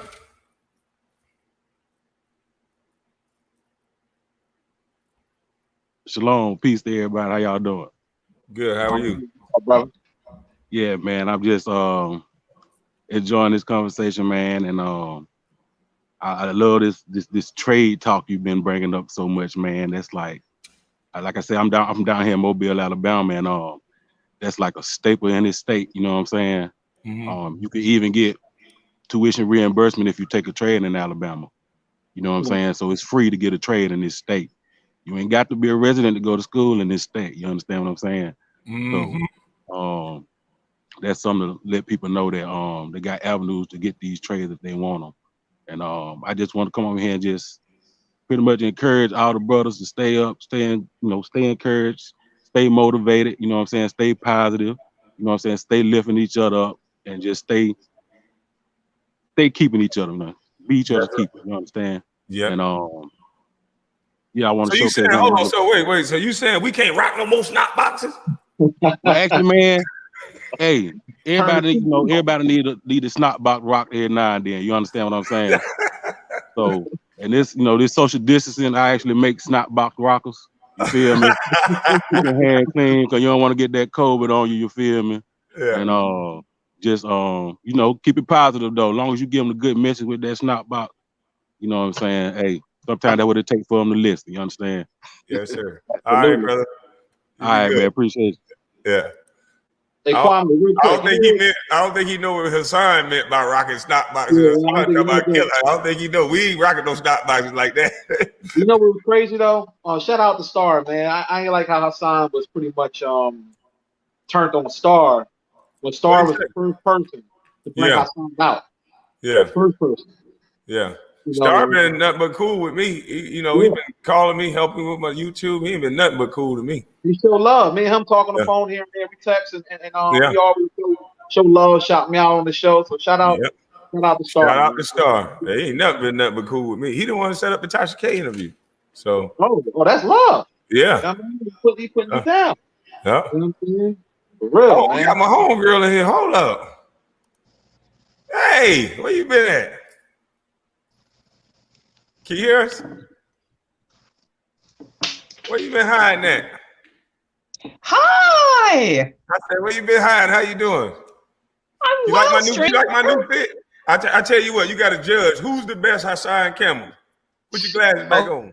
Kwame, you know I love you, right? You know I love you. Yeah, but I already know what you're going to say. He won. But the dude with the eyes, I got to go with the dude with the eyes. Man, I can't believe he found those eyes. That is hilarious. Turn your TV on. Listen. How you doing? It's been about 11 months. I'm well, thank you. It's been about 11 months. I haven't seen you. Yeah. Where you been? But now you're back. Where you been? I've been on YouTube. I see. You've been like, oh my gosh. Listen, you know, we go way back, right? Right. Yes. I just want to say I am so happy, proud, and you're doing a really, really good job. This is so needed. And I have 3 quick things I want to say. Okay. The people in the chat, please be respectful to the guests. You might not necessarily agree with what they're saying, but at least respect the fact that they have an opinion and let them speak. And also, people are saying, oh, you know, people can't speak, get them off, and blah, blah, blah. Not everyone has the ability of the gift of the gab. I mean, I've been on here before, like way back in October, and I'm nervous. It takes time for people to get their point across. Not everybody's a public speaker. And people have a lot on their heart, and most of the times they haven't even had an opportunity to speak on a broad scale like this. There's a lot of people watching. I'm nervous, and I've been on a chat before. So just please give them a little grace. Just give them a little grace. Right. And the second thing I wanted to say was that the guests that do come on, if they can come back in the chat and drop their information, or after the live is off, come back in the comment section and drop their information, because sometimes it goes really, really fast and you're not able to like grasp everything that they're saying. And not everyone has a chance to go back and watch the replay at that specific time. So they could do that. And the last thing I want to say is thanks for having me on. I tried to come on before, but hey, everybody, listen, you're the hot ticket right now. Man, I'm trying to tell you, but I'm going to try to get as many people on as possible. You know, when I see you, I'm going to definitely jump you on. So anytime I see you, you know you're getting on. All right. Well, listen, God bless you. I hope you're doing well. Don't be rocking no snot boxes, okay? No. We only doing that with the costume jewelry on. I jump up and down on like a trampoline. He come down here to his P.O. box. Oh my gosh! Listen, I am so proud of you. All the best, and I'm watching. I'm always in the comments section, and just you're my favorite. So thank you. Have a good day. Thanks for having me on. Take care, everybody. Bye. Yes, ma'am. Have a good one. All right. I knew this was gonna happen. I gotta let this brother on because it's only right. They talked about this brother. So what's up? What's going on, Z-Bang? Yeah, I appreciate for giving me. I'm just gonna have a disclaimer. Just a disclaimer. I don't got. Oh, nah. Hey, Kwame, I'm not even on that. I'm on the clean side of YouTube right now. I was on the dirty side. You know what I'm saying? Yeah. And the dude 10 toes down, he must have seen my name in you put in there, so that's why he over here. And plus, that's Shanetta people. So, and I know you cool with Shanetta now. So I knew he was gonna come, but he said he gave, and Monty, I ain't never come at you, and you've been making videos about Hassan for how long, right or wrong? For a minute. Yeah, I never said this man name. Now I said something about 10 toes down to Shanetta because I felt they was closer to this man. They was doing it wrong, so I said something, right? So after that, I made about another or two more videos about the brother, and then I heard he say he was in the same jail with me at the same time. And I'm like, oh, that's him from Sing Sing. Now, on Shanetta platform, he said in Sing Sing, he dropped his flag, because me and him both was blood. In Sing Sing, he said he dropped his flag because it was an order to hit the police. He said he dropped his flag. He never came out of his cell. I came out, my cell was in that war. Got cut, everything. You hear me? So now, since I blew him up on YouTube and told him, oh, that's where he dropped his flag from. So he hate me. He never showed me where I live at. I live in Atlanta. If you want to come to Atlanta, oh, definitely come on. I'm waiting for a person to come out here. It's legal. But I don't have no problems with nobody. I'm on the good side of YouTube. I'm doing my thing. I left all that negativity alone, and I'm going to keep doing that, man. I was just shocked that he came up here on my time to shine, and you want to try to throw dirt on my name when you said you the master manipulator and you gonna have me on your team, huh? But I'm a snake and I'm this. You said you the master manipulator, so you got up here to manipulate the people. Well, I hope y'all brothers can just work it out and just everybody just eat, man. It's safer, it's peaceful that way. Right, and that's what I've been doing. Come in with the hating. That's what I've been doing, Kwame. I've been on my own wave. I'm not trying to get away from Hassan. I was never on the boat. Yeah. This man ain't never shot me out. How I'm trying to get away from him? Yeah. I was away from him. I was away from him until he said my name on your platform. Yeah. Well, it's enough out here for all of us, man. That's what I'm trying to get the message across. It's enough out here for everybody. As long as we just stay positive, share each other's information, it could be a black YouTube instead of Hassan seemed like he just want to be the only person, in my opinion. and it just uncalls for. If I'm eating, you eating, we all eating, we can meet up maybe one day and have a picnic or some shit with the kids. But if I'm the only one eating and your family starving, shit, you ain't gonna be thinking about no goddamn picnic. Hey, Kwame, I told him that day I had the conversation. That's why he got so upset when you said, yo, you don't shout your peoples out like I shout my peoples out. Now, that same day, we had a conversation because I explained to him. I said, yo, you see how Kwame shout his peoples out? All them eating, bro. I said, yo, if you go down, who on your team gonna be eating? You know what I'm saying? Like, so he was kind of upset when I said that. You know what I'm saying? So that's why he got so angry with you. He was like, who said who he think me and you was talking behind the scenes or something. You know what I'm saying? I'm like, this man don't even know me. He acting like, oh no, man. But yeah, that's all I had to say. I appreciate you for letting me on, say my side. Shout out to you, man. You know, I hope you guys can work it out, like I say, and just Hey, Kwame, ain't nothing to work out, man. I'm in my own lane. I'm doing what I do, man. Let him do what he do. That's how I feel. I'm a grown man. I ain't got time for that. Bet that. I respect that. All right, salute to y'all. All right, be easy, bro. All right. Hey. Hey, Kwame, how you doing today? I'm doing amazing. How about yourself? I am good. I am from Brunswick. I am a GA graduate. I'm a little bit ahead of your time, though. Shout out to Wick Town in the house. That's right. So I'm not really living in Brunswick right now, but just wanted to say that I'm proud of you, and I couldn't think of a better person that they could have gave the key to the city to. And yeah. I love that. So I was getting on to talk about the event that you're going to have coming up.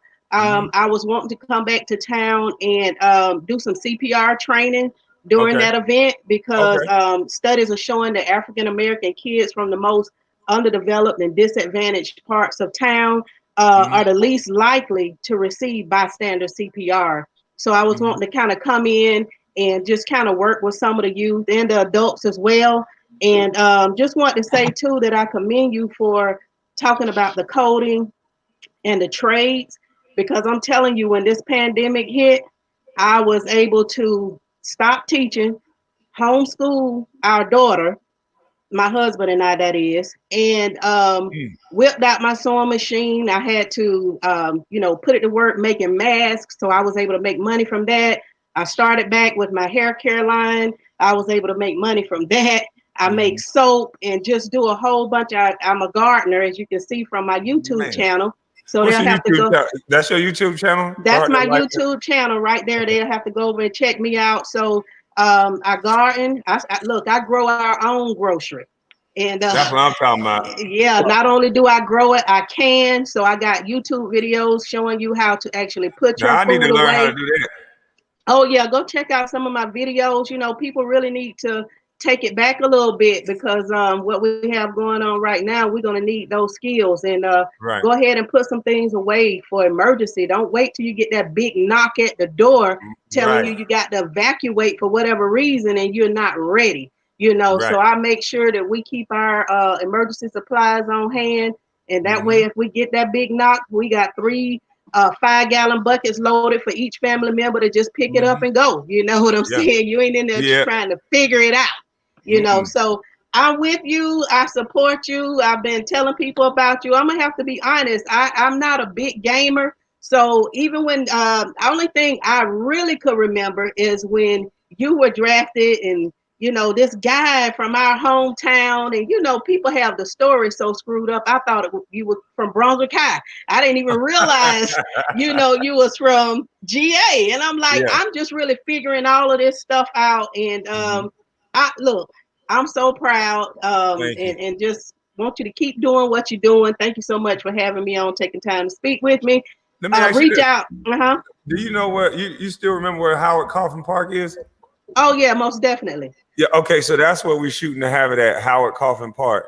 We're just trying to figure out what we're going to do if it rains, try to have a backup situation if it rains, or are we going to bring tents out there? Because I'm trying to get Ballhead to set up the baseball game. So I'm supposed to have a conversation with him tonight about the baseball game, and then trying to reach out to the Nike rep about some free shoes. So then I got to go check the P.O. box today, so I got a lot of stuff to do today.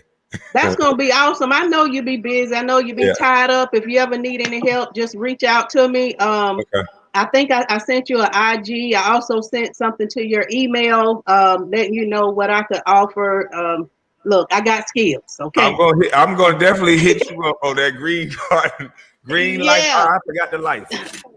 Yeah, just go over, check it out, and I can't leave without asking Stephen A. Go ahead. Why was you at them high schools, boy? Why was you at them colleges, boy? Hey, Monty, help me rock Stephen A. Snotbox. Stephen A., we gonna rock your Snotbox, Stephen A. Yeah, turn this TV off, Monty. I'm going over. Your remote at, Monty. Turn the TV off. I'm going over to subscribe to your channel. Y'all crazy. All right. Take care, Kwame. Yes, ma'am. Take care. All right. Man, that's funny. But you know what though? Comedy is great for the soul, man. Yeah, that's why you got to do it. You got to laugh. It's hard. We've been locked in the house for a whole year. It's great for the soul. That's what it's all about, man. Having fun, man, and people building and talking. People gonna hate no matter what. No matter what you're doing. You can save a fucking kitty out of a burning building. Somebody got something smart to say. Why you took the kitty down so aggressive? Yeah. You know what I'm saying? But I got more muscles than you, though. You know what I'm saying? Like, Let me cover my shit up. You know what I'm saying? Like, you ain't fucking with these guns right here. Listen, these right here, this shit right here. Listen, these butt injection implants. You know what I'm saying? That's what they need to put in the women's butts. You know what I mean? This that shit right here, boy. Like you ain't fucking with this, boy. This dude here crazy. Oh, let me see who else is here. What's up? What's going on, man? What's good with you? Chilling, man. Hey, I watched Monty. I watched your video when you first did that with the eyeballs when you first dropped it. That shit was hilarious, bro. I was but Kwame, I watched the video since you first got popping off the Charlemagne thing. I've been watching since then. I'm 22. I've been in prison one time. I did 18 months, so I know all the people before me who was talking. I know how it is.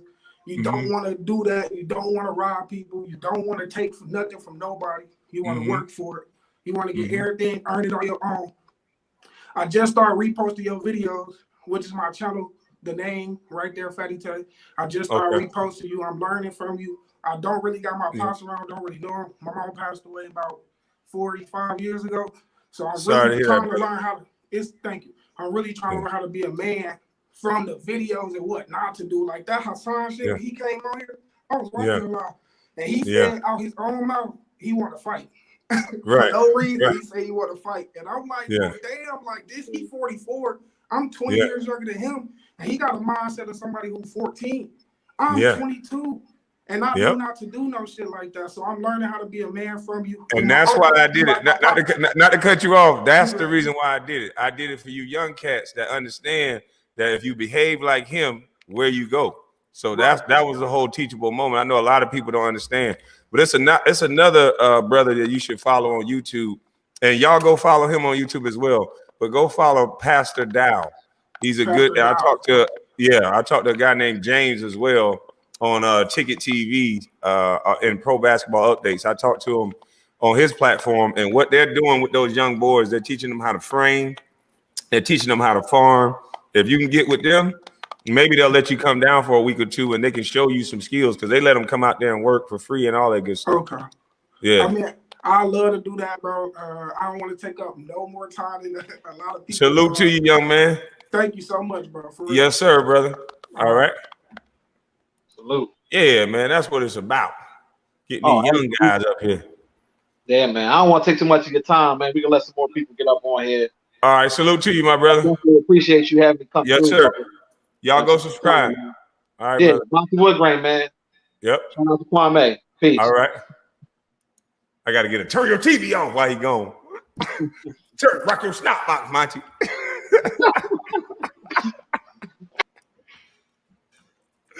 Oh, shucks. Oh, man, that's funny. What's going on, man? Oh, Kwame, what's good? It's my name is Colvin Brown, so I take what you say very personally. I've been following you since you've been with the Lakers. Don't let nobody talk about what you did. I just wanted to give a little bit background on myself. I'm 30 years old. I went through a little situation when I was 19. I caught felony charges when I was early and really finding out about life. It took me being behind those bars to really learn what I wanted out of life, which was music. So I got out of school, went to audio engineering school, learned how to make music. So fast forward, I do everything from family photos, entertainment. I actually live out here in Puerto Rico now. When I came out here, they, dropped everything what I did from my younger time. And, long as I'm a good citizen here and still, stay on the right road, I'm good. I could stand on my feet. And, that culture of men being men is still live and full effect here. I'm helping my woman with, some furniture and stuff. We moving and this and that. And people who's helping us out, they making sure that she just sitting there watching me and letting my skinny ass do all the, heavy lifting. So I appreciate that. And that's why I moved my daughter out here as well. So that culture could be distilled in her and she can know what a man's supposed to be like. And salute to you, my brother. Salute to you as well. King Crucial the Great. And I know us brothers, we all got greatness in us. We just gotta take the time and find it. Yes, sir. Shout your page out again. I think it went out a little bit. Go ahead. KCBG, 4 letters. KCBG. Okay. All right, brother. Salute to you, my brother. Yes, sir. You too. Is there a woman in here? Nope. So I just go down the line. What's up, bro? Oh, what's going on, Kwame? What's up? Not much, man. Just I be watching your show. I'm here from the Shots House, and I be hearing a lot of things, man. And you was talking about like the trading and the coding. Lift your camera up a little bit. We right on your mouth. Lift your camera up a little bit. Yep. Yeah, I went to Simeon, and we didn't have like no coding things like that. We had trades. I went with the culinary arts. After that, I went to Washburn, and I became a chef. So that was my background. So that's all I've been doing. I've been trying to help the community, but it's hard out here. Coming from Chicago, I be hearing everybody talking about what you say, rocket soccer, all that shit. Yeah, that's a sir. Rock a nigga snot box. Did you had the chains on, man? You were here cutting up, man. I just want to salute to you, man. Say love, man. I ain't really got no channel, things like that. I'm just trying to stay out the way in Chicago, man. That's the best way to go, man. Yes, sir, man. God bless to you, man, and your family. All right, salute to you, all right, man. brother. Keep it up, man. All right. Yes, sir. Will do. All right. All right. Man, that's what I'm talking about. Hold on, let me get me a little apple break in.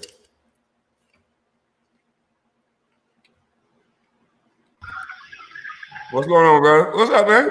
What's going on, Kwame? How you doing, brother? Good to see you again. I'm doing good.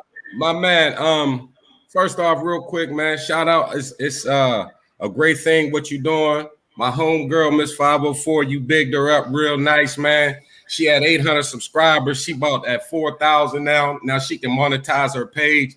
You helped her eat, bro, and that's what it's all about. Yes, sir. Mr. Rockin' Nigga Sidebar. He ain't doing nothing for the people. And I just want to give a little background because he said that I was sent by Sinetta. He said on Doggy Diamond's page, me and Wax Dog, J Quill Tazo, we on his neck, man. And I watched Hassan. I was watching him. I thought he was affiliated with G Unit the way he was talking about 50 Cent. And I said, man, he don't know him. I never made no YouTube video, so I made a video. And people was like, yeah, that's it, bro. Tell him. You on his neck. So he started my YouTube career. And I was hoping, if you ain't mind, I could share a screen. I want to show a little video that I put together. Go ahead. And let I saw it. I just didn't know if I had permission to share. So go ahead. You could use anything I do, but this is my latest one, man. And I just want to share it real quick so the people know. Come on to Melee TV, Melee All Day TV, and you can get the lowdown on Hassan because he lying to the people, all that glorifying jail talk, man. And whatnot, it's bogus, man. He ain't no thug, and real thugs ain't gonna lead the children to the hellfire. So here it go, people. I hope y'all enjoy. Let's talk about Illuminati Kwame, right? Oh, I can share. I think I can share it down here. First and foremost, let's talk about last night for a second. You lied, Hassan. He called me Illuminati Kwame. Talking about me, having dudes reach out to me to come on his platform. I saw it. I came on his platform. The trap was already set. No, the trap that was set by you. Yep. But because you're not smart, nope, it didn't work. You laid the trap. You talked about that man when he never said nothing about you because you wanted to get his attention. And then you got his attention. And then you tried to go up there and give a bullshit apology. And then you tried to work what you had in store. You wanted to be in the midst of the kings. You wanted to be on his level. You try to be something you're not. But he didn't accept your apology because, number one, it wasn't sincere. And number two, he wanted you to explain why you said what you said. If you was a man with this honor and integrity, as you keep talking about, you know what you would have said? This is what you would have said. You know what, Kwame? I'm sorry, bro. You're right. I didn't do my research, and you was hot. You've been trending. I do YouTube. I make a living off YouTube, and I wanted to get your attention, so I did what I always do.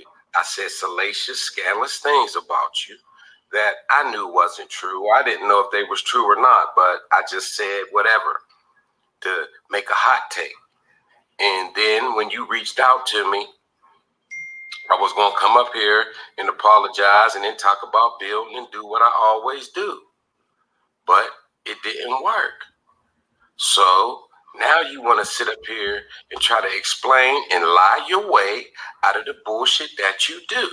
And now you're making this video, and I'm going to break you down some more. So continue, Poppy. Instead of me being ignorant and arrogant, I did what a lot of people told me to do. If you come together with this one, we could be a powerful movement. If you come together with that one, we could be a powerful movement. What I just said is what you was trying to do. Trying to be a powerful movement if we come together. But that was your way of getting together with them. So just be a man and admit it. Accountability and responsibility. Take it. It's an honorable thing. That's honor and integrity. But you didn't do that. You said you came up there and tried to take the high road. Is this your idea of the high road? When I apologize, you could have just said, I don't accept it and move the fuck on. Nigga, fuck you. I don't know who the fuck you think you is.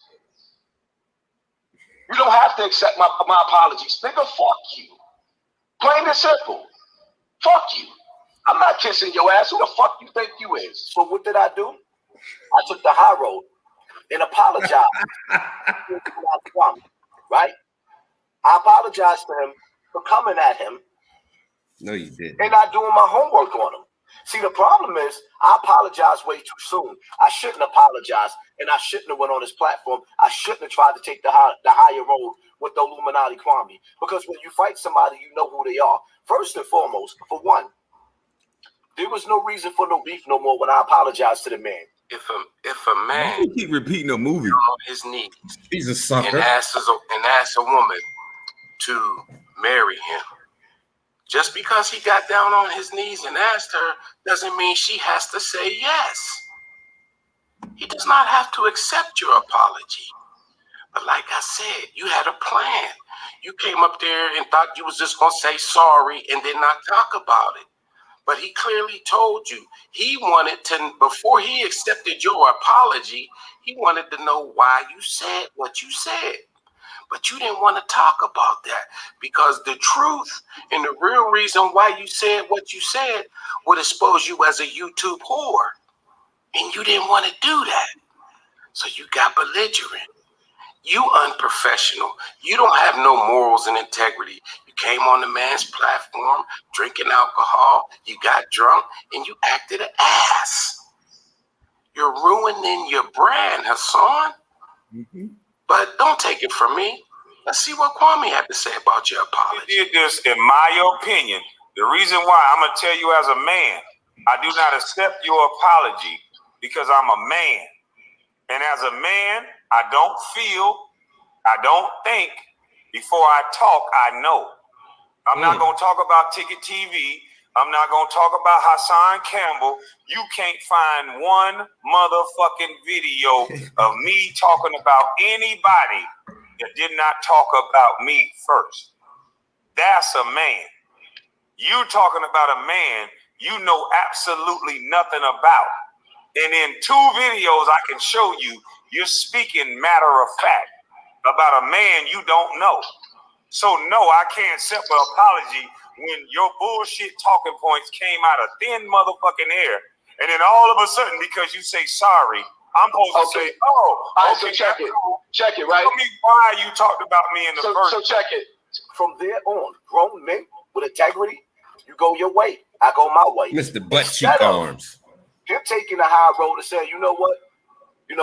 I don't accept your apology, but we can agree to disagree and go different directions. Again, you're trying to spin the narrative and twist everything to fit you. He told you why he didn't accept your apology. And he said to you, tell me why you said those things. And because you was drunk and you wasn't listening, you went off and said, F you, I want to fight you, I ain't got to kiss your ass. And you start talking about niggas' butts and shit, right? Now you're up here making this video on what they call damage control. But you ain't up here telling the subscribers why you said you don't give a damn about none of them. F them subscribers. That's what you said. What about that? So why are you up here doing damage control and you're up here again lying when there's footage and proof of what really went on?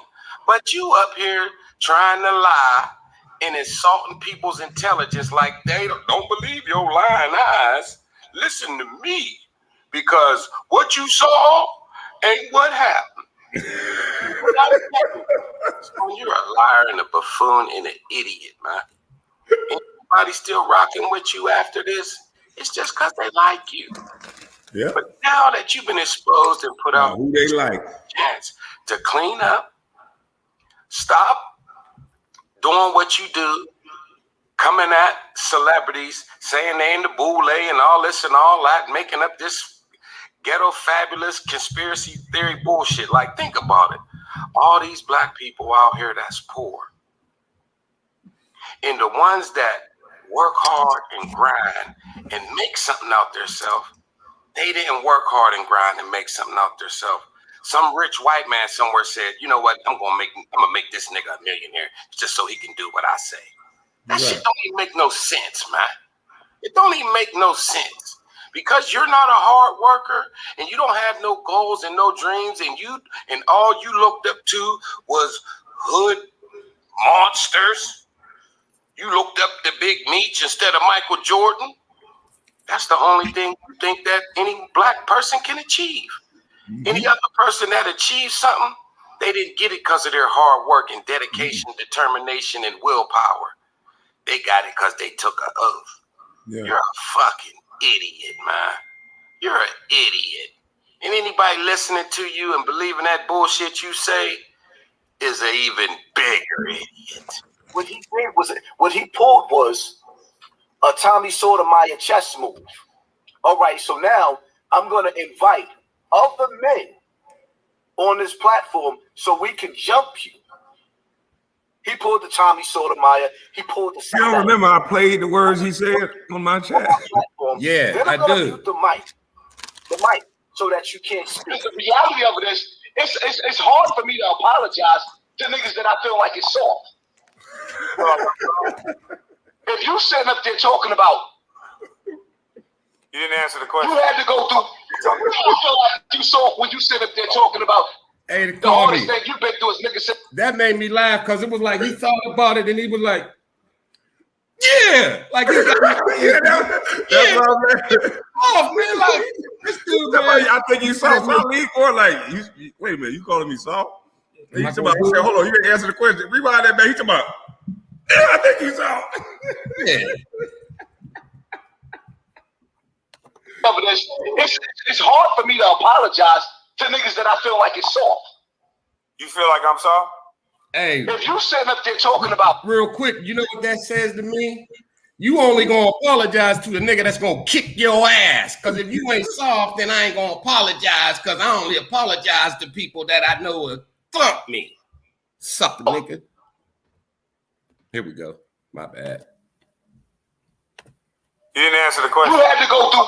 Yeah, I feel like you saw when you sit up there talking about the hardest thing you've been through is niggas sitting up there hazing you. Never trust a brother that wears a Bluetooth, man. So you're not even that smart. You must be drunk. You said that the hardest thing I ever been through is a basketball practice and all that. Motherfucker, I was in the homeless shelter. The fuck are you talking about? Again. That shit is over with. Nigga, you've been rich longer than you've been poor.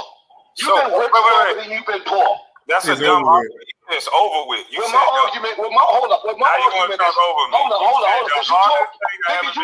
nigga, you played all of that shit for like 40 minutes, and now you want to still talk because you like to hear yourself talk like me. And I recognize some of me and you. You trying to be your buddy, Kwame. You trying to be your buddy. I don't want to hear me talk. No, hold up. Listen, let me explain. Hold up. He said I overtalked him. Hold up. First of all.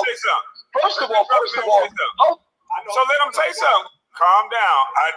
This nigga, you got me listening to hold up. How you gonna hold up?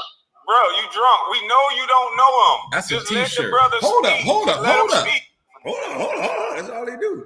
See, you up there making an ass of yourself. But he said I overtalked him. You got to pull the same shit you pulled on me on Sinetta's platform, yelling and trying to run somebody else's platform. You said hold up for 5 minutes. You don't want to let nobody else talk, man. It's not your show. You don't get to dictate what goes on. You gonna talk about he pulled a Tommy Sotomayor. How's that a Tommy Sotomayor when somebody tell you shut the fuck up? If you look up shut up, you don't see Tommy Sotomayor in the dictionary. You see your big mouth in there just won't shut the fuck up. He did that so he can help him. He talking about me today. Yeah. Up there, you acted an ass, man. You got exposed. Now deal with it, man. Deal with it. When have you ever seen, and this is for the intellectual mind, this ain't for the haters, when have you seen scholars mute each other's mic? That's it, man. You're done. I'm cutting you off. When have you seen scholars mute each other's mic? When have you seen scholars come to a debate drunk with no facts and won't let anyone else talk? Secondly, scholars got degrees. You don't even have a high school diploma, dickhead. You ain't no goddamn scholar. See, that's your problem. Something that you ain't. And that's called delusions of grandeur. You think you're more than you are. Mm-hmm. You're just some dude from the projects who got touched by an international rap star. And that made news. And you lied, scuffled, hustled, and built the platform. You did something honorable.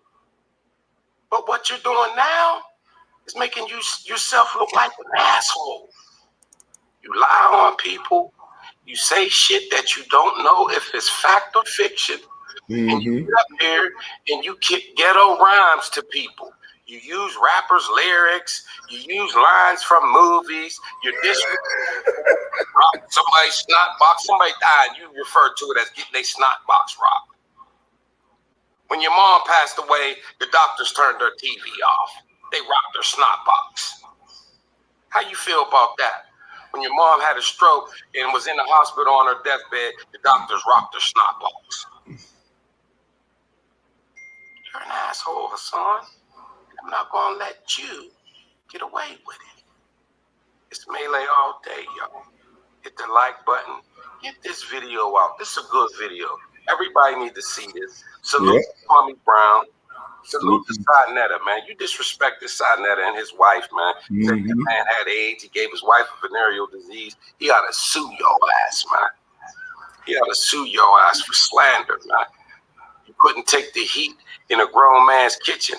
Mama's cooking was all over your ass, and you couldn't take it. Now you out here trying to do damage control. You ain't nothing but a little putty tat with butt cheek arms. That's why you always throwing your arms up in the air, trying to get that poop juice out of your elbows. Fool. It's Melee all day. Peace out. Adios, amigos. You ain't never seen Martin Luther King or Malcolm X turn off each other's mic and disrespect each other. And that panel to Malcolm X and Martin Luther King? Man, you ain't no Martin Luther King. You might be Martin Luther Dingaling, but you ain't King, man. You ain't the king, man. You ain't the king, not at all. You're just a dingaling. Martin Luther Dingaling. Hey Kwame, man, I appreciate you, man. Letting me come up, man. Let me stop that. Hold on, let me stop that. I appreciate you letting me come up, man, and get my little shine on, man. And before I go, man, if you don't mind, I just want to give a couple shout outs to the brothers that be really fighting Hassan, man. Shout out to my brother J Quill, man, my brother Tazo TV, man. Them was two good brothers, man, that also be on his neck, man. And Wax Dog, man, Shanks King, and them, man. There's a lot of people I would like to say, man, but you know, I can't really think of them all right now because I'm on Kwame's show, you know what I mean? But salute to you, brother. We out here, we've been fighting against Hassan, and a lot of people call us haters and clout chasers.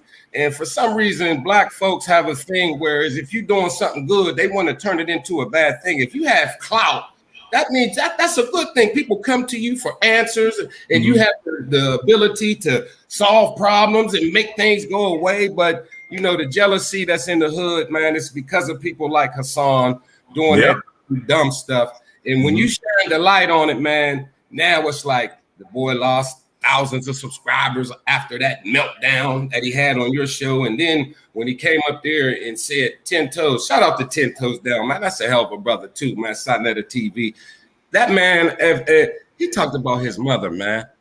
Yeah. Man, I called Sinetta. I said, Si, man, call 10 toes down, man, before somebody, the wrong person, call him and amp him up, man. And he go over there and do something to that bozo because he's up there talking about his mother, man. Right. The leftover jizz for his mother, man. And you know what's crazy? I asked one of his followers about that, and they act like it's almost like a cult. They act like it was nothing. If I ever say some stuff like that, that's wrong. That's out of pocket. I expect somebody on here to check me about it, and if I don't apologize, I expect them to unsubscribe. That's not something somebody should say at all. I don't know. About mama love, man. And anytime you see a video of mine, you want to use a clip. Kwame, man, you got the freedom, brother. Go ahead. Yes, sir.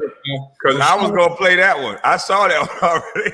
hey, I got something coming for him because with that, when he did that meltdown when he was drinking them Heinekens and showed all that silly sequence furniture, all I did was screen record it, and I got something beautiful coming for him, man. This is the coup d'etat. We taking over his kingdom, so I will play it. Kwame, man, love what you're doing for the youth, man. And right before I go, I just want to say, Stephen A., why was you at that college, boy?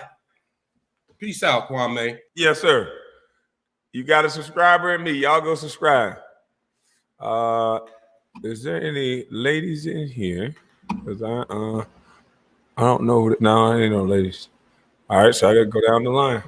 What's up, bro? Chilling, man. How you doing? I'm all right, bro. How you doing today? Chilling, man. Staying out the way. Man, first and foremost, I just want to, send my shout out to you. You know what I mean? You've been blessing the streets, especially with the footage and things of that nature, man. I just want to, send my support to you just for allowing it to go down because a lot of content creators don't do shit like that. So you got to give praise and respect when it's due, you know? Mm-hmm. And it's easy to do. So I don't need as much praise. We just need to ask other people why they don't do it. See, you know what's funny, man? Because last night they said Hassan wasn't alive, man. I was trying to get him up to talk to the people because a lot of his supporters disagree with the way he's been moving. You know, real men don't move like that. I'm tripping off of the man that just went off. He said that man had poop juice in his arm. That man crazy.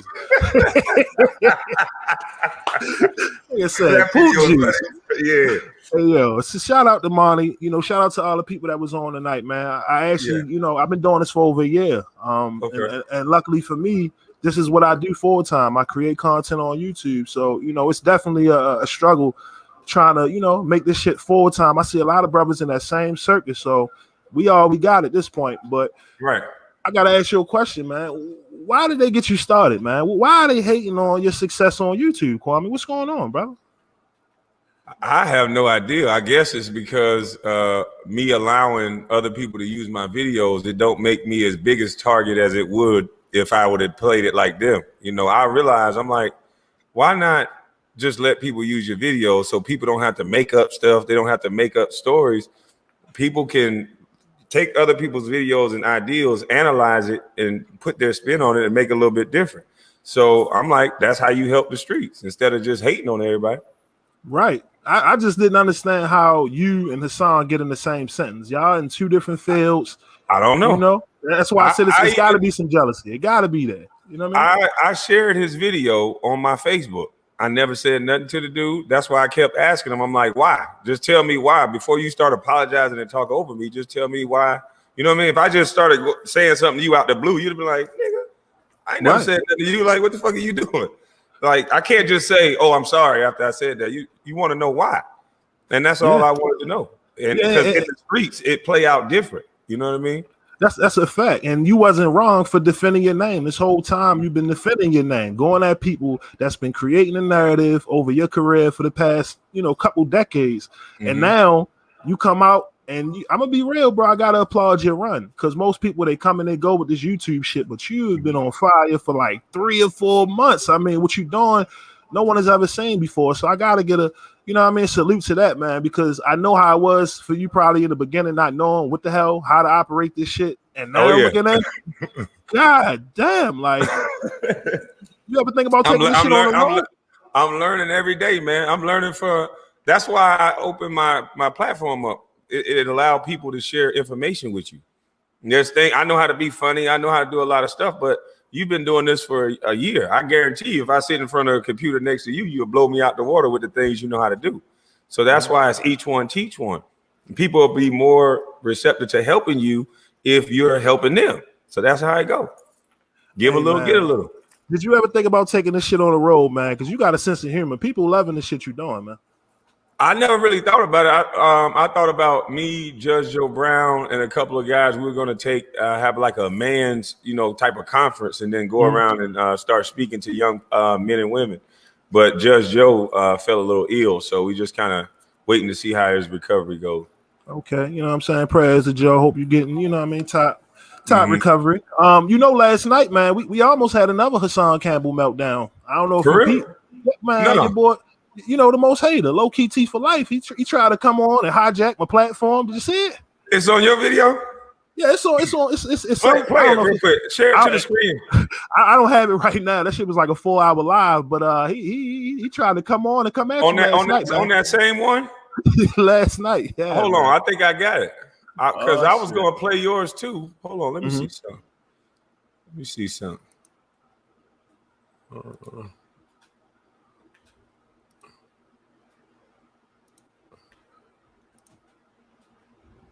This it? Yes, sir. That's me.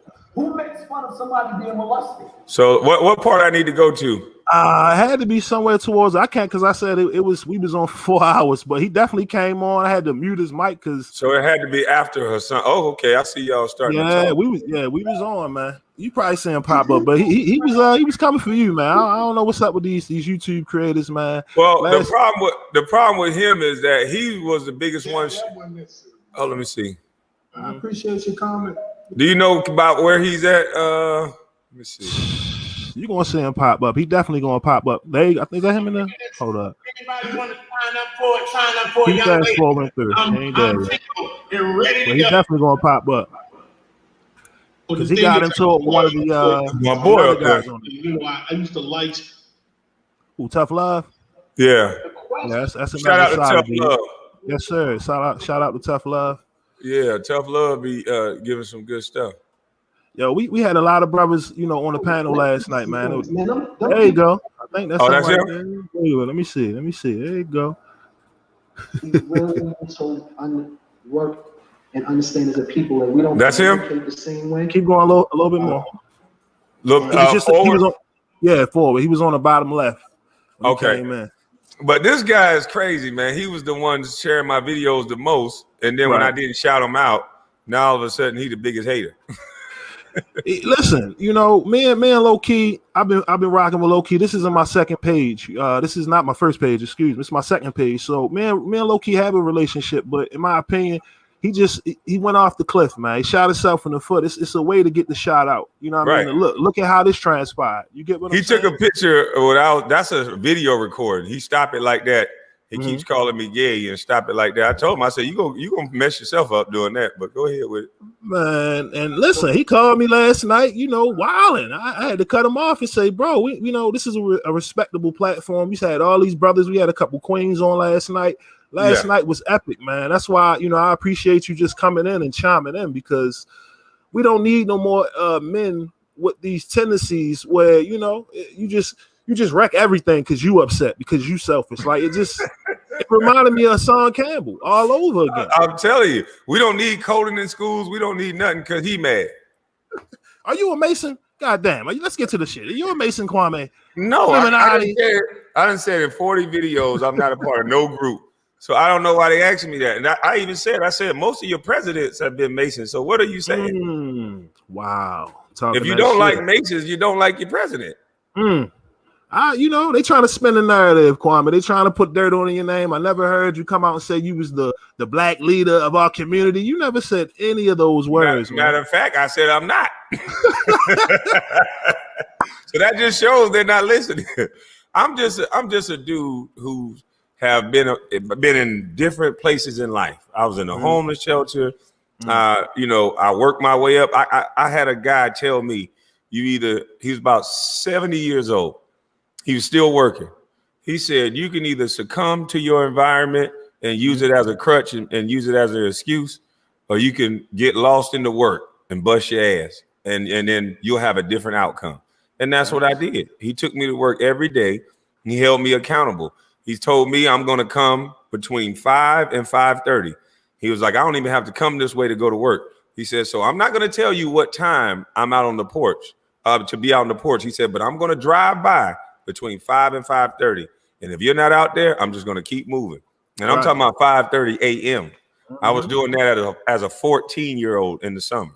So Hassan Campbell saying I never been through nothing, not my fault. He took the lazy way, standing on the corner talking about rocking snot boxes. I went to work since I was 14. I was screeding concrete, working a jackhammer. I got all the grown men that watched me work that jackhammer fired. So I love the work. That's why I said in the video, him, justifying all these excuses. I'm from Baltimore, so I don't have to say too much. We go through a lot here, drugs, crime, and all our communities is like that. So by him saying that, you acting like you a victim. Meanwhile, you out here instigating shit, creating trauma for others. Because last night in the video when he talked about Jim Jones, his mother, all of that is uncalled for. Right. You mentioning kids. I mean, do you want to be the leader that you call out these rappers to be? Why don't you be that example? That's my only issue with his son. I don't care about his opinion. We all have opinions. You know what I'm saying? There's things you said I disagree with, but that don't mean I'm gonna just. You feel me? It don't mean I'm gonna go off the rails and start shooting diss shots at Kwame because that's what's wrong with our community now. We can't agree to disagree and move on. If I agree with everything you say, I turn into you, and if you agree with everything I say, you turn into me. What makes us different is being able to have a healthy conversation, disagree, but we're not looking for that disagreement. We're looking for the through line. We've been trained and taught to listen to somebody and build upon a disagreement. You can't build like that. That's a bad foundation. Take the parts that we agree on, and that's what you build off of. And then the parts that you don't agree on will become smaller because you won't talk about that as much. Yeah, people taught us the wrong way. That's a fact. And also, I'm glad I didn't go to college. I didn't either. Don't feel bad, bro. But one thing is, you feel me? You can't be emotional. You can't think from a place of logic if you always emotional. And we seeing a lot of these men out here in their feelings, emotional, telling black people what they should do and they shouldn't do. That's a dangerous game you playing with. Man, it's kind of hard. Like it's easy for me to have a conversation with a brother like you, but it's kind of hard to have a conversation with most of these dudes because they come in with a hidden agenda. They're coming in with energy like to prove you wrong about something instead of to talk and build on something. That's corny. I haven't been around men that try to show you up like that. That's corny to me. If you feel like you have something better that you could do, then you should set out doing it. Right. That's a fact.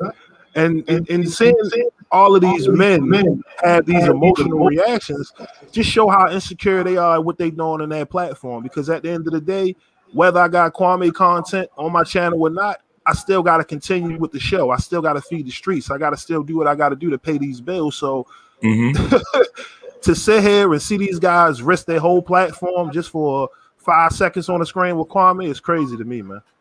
Man, listen, I don't understand it. Some people hustle backwards. My thing is, I would rather build relationships so I can build a bridge instead of trying to get a little 15 seconds of fame. Somebody taught people that all publicity is good publicity, and that's not true. Yeah. As we can see, some people disrespected some murals and things like that to get attention. And RIP to their life, because that should never happen. But all attention is not good attention. You have to start moving with respect. Yeah. And like you said, man, you can't go out into this world and make decisions and don't think you're gonna not be held accountable for them things. Right. That's why I keep my mouth closed. Exactly. Everybody sympathizing for that young man, but had that man had enough common sense not to do what he did, I'm sure he wouldn't be in that position he in. You know, Yeah. But we in a generation now where everyone has a camera, everyone has a mic in their face. So and everyone's not media trained. So you know what that means. They liable to say some things that you don't want to get caught on camera, especially in these times. Sam, man, you got to be smart. And matter of fact, since we having such a good conversation, I'm not even gonna get that clown. No, we good. No shine. I ain't even gonna get that clown no shine. 'Cause that's all he want. He just want to talk. Man, I was listening. I was doing nothing. If he'd have just been patient and allowed me to do what we doing now, it could have been a possibility of y'all having a conversation because he trolled, but that he's with a group of content creators that's, you know, pretty much preach the same message that you preach. It's just he uses troll as a way to, you know, break through. And sometimes it works, sometimes it don't. You mentioned your boy Star. Star is one of them acquired personalities, but he's unapologetic. He don't give a damn. He's going to stand on what he believes in, and I respect it. I appreciate consistency from some cats, but you got to be smart, man. You got to be smart.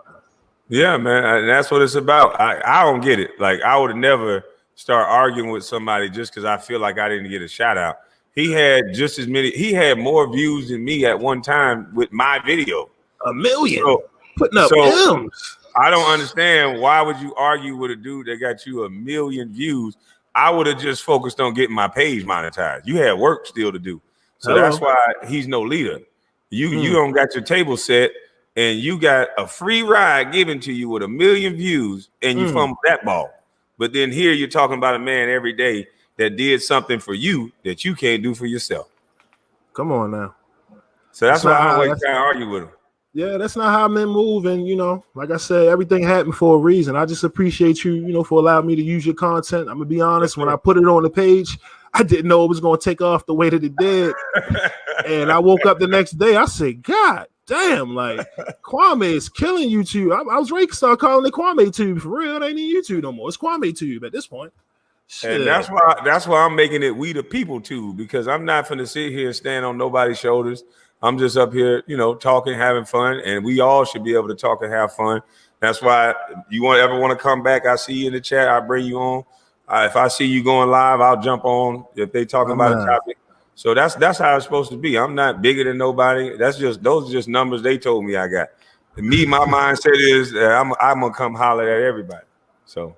Nah, man, I appreciate it. Like I said, I do my homework. I see I smoke hip hop in the building. What's up, brother? Taz on TV. Did he get in the background yet? He commented, so he might be on there. He might be on there. I'm trying to get him in. It was packed. It took me like 30 minutes to get on, man. You got a lot of people waiting, man. They want to show love. Okay. Well, shoot, we already know your page, but Yes, go sir. ahead and Forgotten Kings TV yeah. 2.0. If you haven't subscribed already, yeah, man, we moving, man. 35,000 strong. We heading to 50 and then 100K. So appreciate Yes, sir. you, man. Yes, sir, man. Shout out to you. Thank you. Man, you see how you can build when you ain't no damn hater? That's what I'm talking about. I'm glad I ain't a hater. Shout out to all the dudes and women that ain't no damn hater. Let's see if you can get in here. Oh man, they be jumping in so fast. Let me see. Got to get a woman on. There's no woman here. All right, so I got to go down the line then. What's up, brother? Kwame, what's good, brother? Ain't nothing standing out the way. How you doing? I'm great, man. Yo, my name Q Butter, bro. I got an institute and I do a lot of stuff in the community. And I wanted to come up there and connect with you, talk about coding and stuff. Right now, I'm teaching my students right now how to make bridges and mechanisms and structures. Oh, that's what's up. Oh man, you doing the work. We have that's your YouTube right there. That's my channel, Q Butter. I'm gonna have to check you out. A lot of people know me in these YouTube streets. O'Shea, everybody know me in the YouTube streets. Man, definitely I like would love that. to see a way for anybody to connect. My institute is only for Black children, though. So anybody that's not out there, if you're not indigenous, Aboriginal, African descent, Pan-African, and Israelite, whatever you are, Nubian is for you, but you got to be Black. That's just what it is. We don't take no government money. Everything we do here is for ourselves. Hopefully this year we're going to our third full-time year, and we're looking at having almost 300 children enrolled around the country. We have students in almost 40 states. We just did our graduation in Atlanta, Georgia. Shout out to my sister Michi X. She's always promoting it. Her children's enrolled in the program. We got several YouTubers. Irene Yvette, Taz, a bunch of people, a bunch of YouTubers is involved in it. I would love to get you involved in it. It's all about us. It's all about building up the community. And I'm talking about we got a crazy program. It's all STEM based. I wrote the curriculum. And you said you got one here in Atlanta? We have almost 30 students in Atlanta. I'm trying to build a spot in Atlanta right now. I just went down there. We just did our graduation in Atlanta about 2 weeks ago.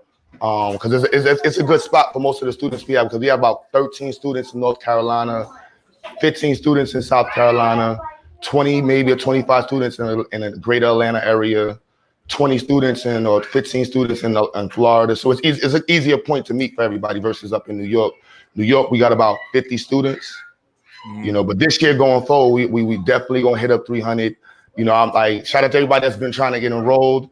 It's a very small organization. It's like, we don't even have any full-time teachers. Everybody who do it, we break it down. The tuition, we have the only program where the parents can set their own price.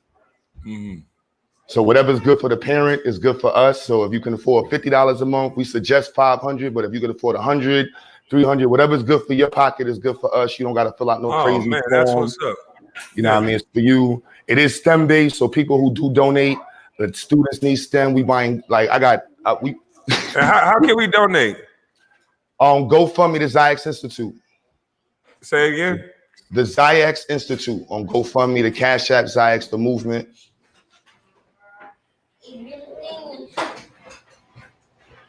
And it's all STEM based. My students know how to build circuits, rockets, remote control cars. When you go to the back, drop it in the chat for us, please, so everybody can see it. Yeah, because man, you're doing something that's big, and that's what it's about. Building it in your community and then taking it nationwide. And then I definitely want to help, and I definitely want to learn. Because we in one of the most dangerous areas in New York. We in Brownsville, Brooklyn. We on MOP block, Thomas Boyd, St. Mark's. Everybody know where my block is. It's public. My doors is open right now. We got Wish a Nigga Wood security. I mean, we don't worry about none of that. But the community's behind us. Everybody behind us. I don't mess with the police. Oh, they're asking you to spell the name in the chat, not to cut you off. They're asking you to spell the name in the chat. XYAYX. That's a Black word. So we made that word up. That was made by Black men about 20 years ago. Myself and another Black man. That's our word. It's anagram. So anyhow you see that word, we have a music studio. We in the mix and stuff. I mean, I hate to see you and Hassan do what y'all do. We men, I think it's gonna work itself out eventually. It is what it is. I ain't worried about that. But I want to see greater YouTube connect together. From Brother Sanchez, look, I teach astronomy. sciences, and I'm cool with Brother Sanchez. He's a flat earther. So I think if we could be able to be cool, you know, I rock with, you know, O'Shea from the Manosphere. I rock with a lot of people out there. I don't really wrestle with Tommy Sotomayor. I was involved in the situation when he got punched, when he got slapped in his mouth. But, you know, shout out to Tommy. Yeah, I was there for that situation, but you know, it is what it is. No, I'm definitely not a flat earther. You know, no, but I'm cool with a flat earther just to show that we got to connect together as much as possible in the audience and push the work that we can do. You know, I teach credit repair, teach financial literacy. I don't charge nobody for credit repair. It's about dropping jewels. That's why I like what you're doing with it. You know, people don't have to agree. And that's just what it is. But if you see somebody trying to use their platform to get out there, you know, take advantage of it. You know what I mean? And that's just what it is. So. Yes, sir. But when you be talking about coding too, I wanted to drop this out there. There's different categories of coding. So I promote machine coding. So there's about 4 main categories. You got app coding, website coding, and you got machine coding. You know, there's other form. Communication coding is one of the top ones as well. So if you want to, you know, whether it's Bluetooth or whatever it is, you're coding your devices. But machine coding is one of the top forms, and everybody goes to like game coding. And game coding, they keep throwing that for black kids. Machine coding is our ability to use like something called Arduino. Arduino is a big platform right now. These Italians made it in 2002. And you can almost make anything into like device. 1 second, please. When they're done, can you go outside? Yes, I'll take y'all outside. I'm not taking y'all outside. You know I'm not taking y'all outside. Bro, give me a second, all right? They want me to take it to park. It's too hot right now.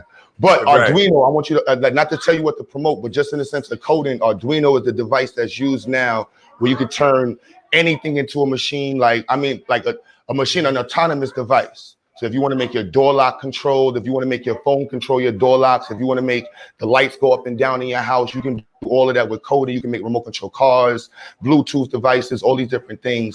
And it's not being promoted in our community at all. They keep telling everybody about game coding and not putting our children on this stuff. And it only costs about $25 to get yourself an Arduino unit. You have to learn electricity. I teach electrical. I'm not the best at electrical, so if anybody out there better, we're looking for volunteers. But all the kids in my program know how to know the different types of circuits. They can start recognizing the different components of a circuit. And all these things right now in this generation is coalescing to put us in a very far space. Even from, like, I do airsoft. Airsoft is electrical and coding. Like, everything is involved in these things. And so machine coding is like the forefront of what's going on. And with 3D printing and design and the resources we have capable right now, this is the time to take advantage of it. And I can't promote it enough. Like, I design my curriculum. Like, I don't play with it. I know I got the gold teeth hat to the back, but I live and breathe my institute and the advantages that's being presented now for students who are homeschooled and parents who are trying to get into homeschooling with all of the vaccination issues and all these different things going on. It's like we got to find ways to like meticulously find ways for us to be successful. You know, so that's what I'm about right now. Just connect the dots and building up the people as much as possible.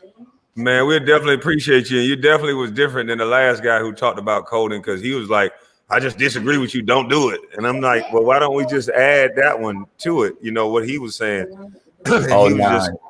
He was different. So I appreciate you explaining the different codings that they should shoot for, but it may be some kids that just want to do the other one, but I'll definitely start telling them about that. You said it's Arduino?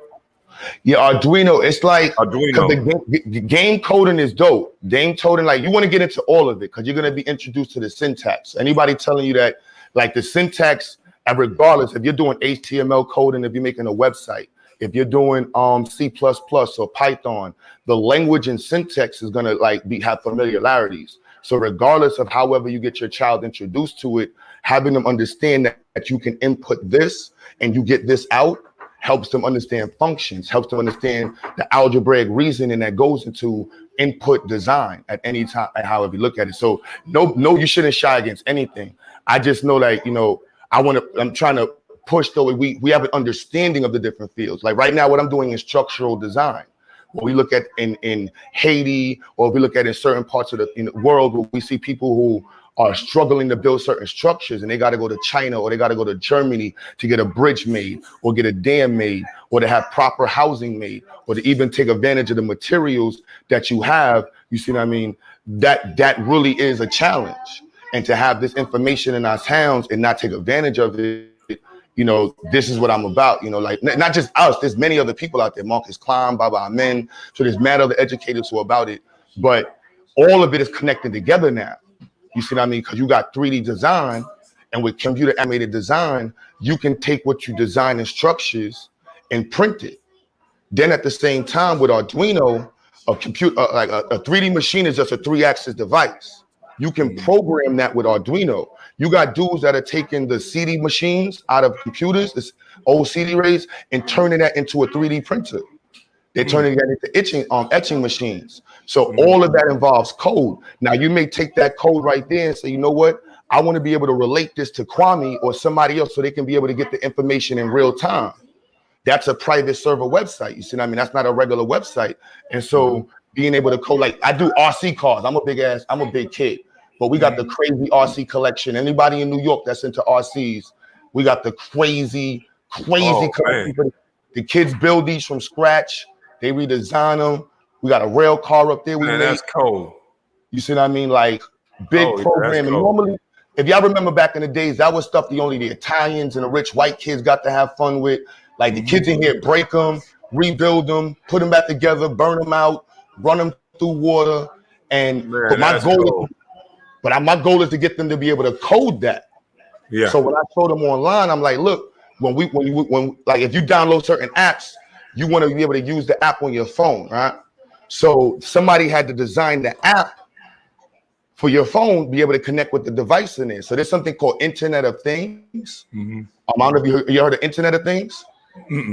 Oh yeah, you want to get, so this is connected. So right now they put in sensors in everything. So they put in sensors in cars, they put in sensors in your wheels, they put in sensors in your doors, they put in sensors in your washing machines, they put in sensors in clothes, they got sensors in the barrels of guns, they got sensors in glasses, and the tool to connect all of these devices is the internet. So right now, Dell and other corporations are trying to get as much sensors together to collaborate the information to turn the world into like this one big living cell, but off of coding and the information that's transferred from these devices that have sensors in it.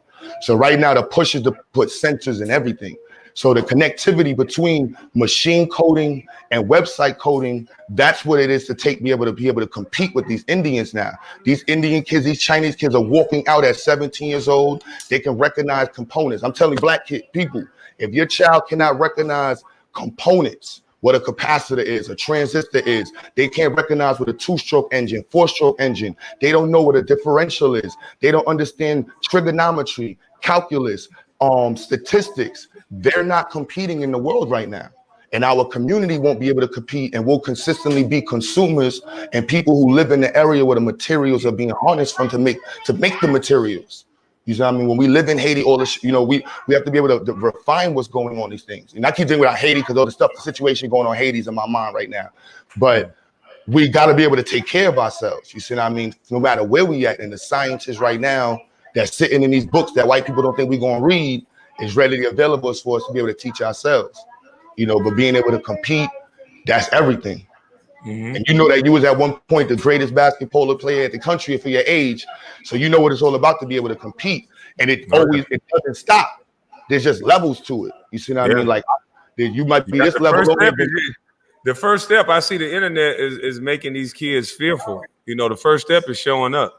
You know, a lot of our kids are afraid to fail because they don't see a lot of people around them winning unless they're in the streets. So I was never afraid to fail.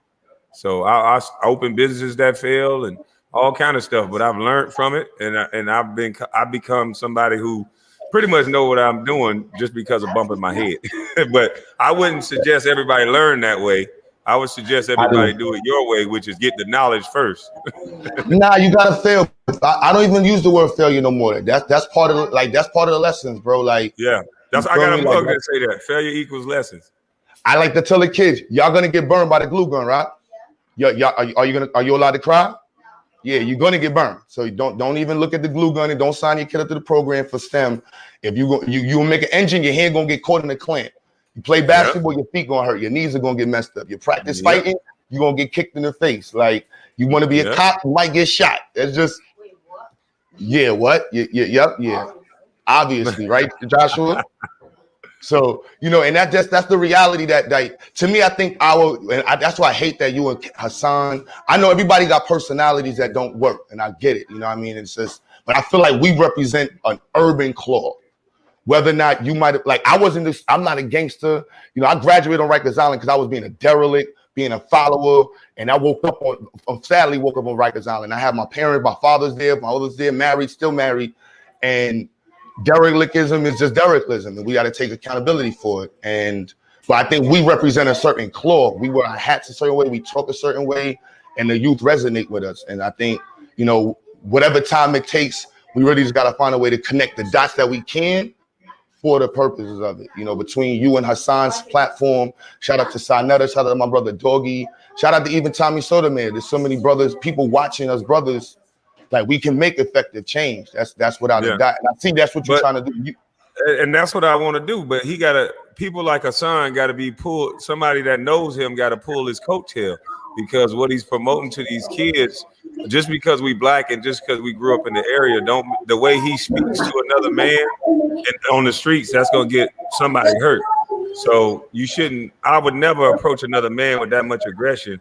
I would never make insertions about a man that I do not know and never met. So it's a code of conduct and a way I learned to speak to a man from a man. You know, and being in the South, we don't do that. We don't get in your business. We'll speak to you. We don't want no problems, because what's the point? Somebody could lose their life over some nonsense. And I think the lack of communication in males, I don't care how much education you get, the first thing you have to learn how to do is communicate effectively. And most people don't know how to do that. Now that's a fact. You know, this is all one big teaching moment. You know, like, and I heard you say that before, like, this is public lessons. I was shout out my man Taz. You know, like, we were just talking about that yesterday. Sometimes we learning publicly. You know what I mean? We're really learning publicly. Y'all see you because the kids are looking up to us. You know what I mean? If you guys are hood legends, if Hassan is a hood legend, and the kid looking up to him like that, and he telling people rock a nigga snot box and being that aggressive at his age, that no kid need to see that. You know what I mean? And that extra disrespect where he was talking about those women, the wives, and the dude Hoods, what's his name?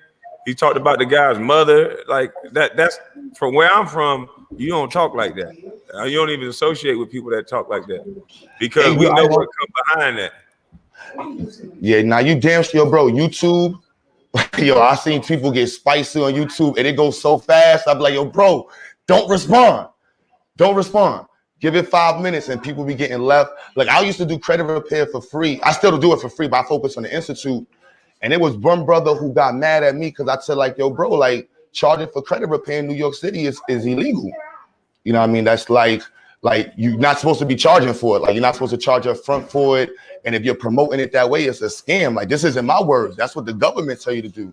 And he got up there and say, yo, mom, F your mom's Q, F this person. I hope your mom's and this one should. And I laughed and I was like, you know what? And then when I see him in person, he's like, yo, apologies, and smiles. And it's like, whatever, B. Like, that ain't, this is not even real. These are internet words. Yeah. So it's not even. But see, there's gonna be another kid that's younger than you that didn't go through what you've been through already, and you say that on the internet to him, and then he gonna pull up. Yeah. And so that's what I'm saying. We have to train these young men by the way that we act.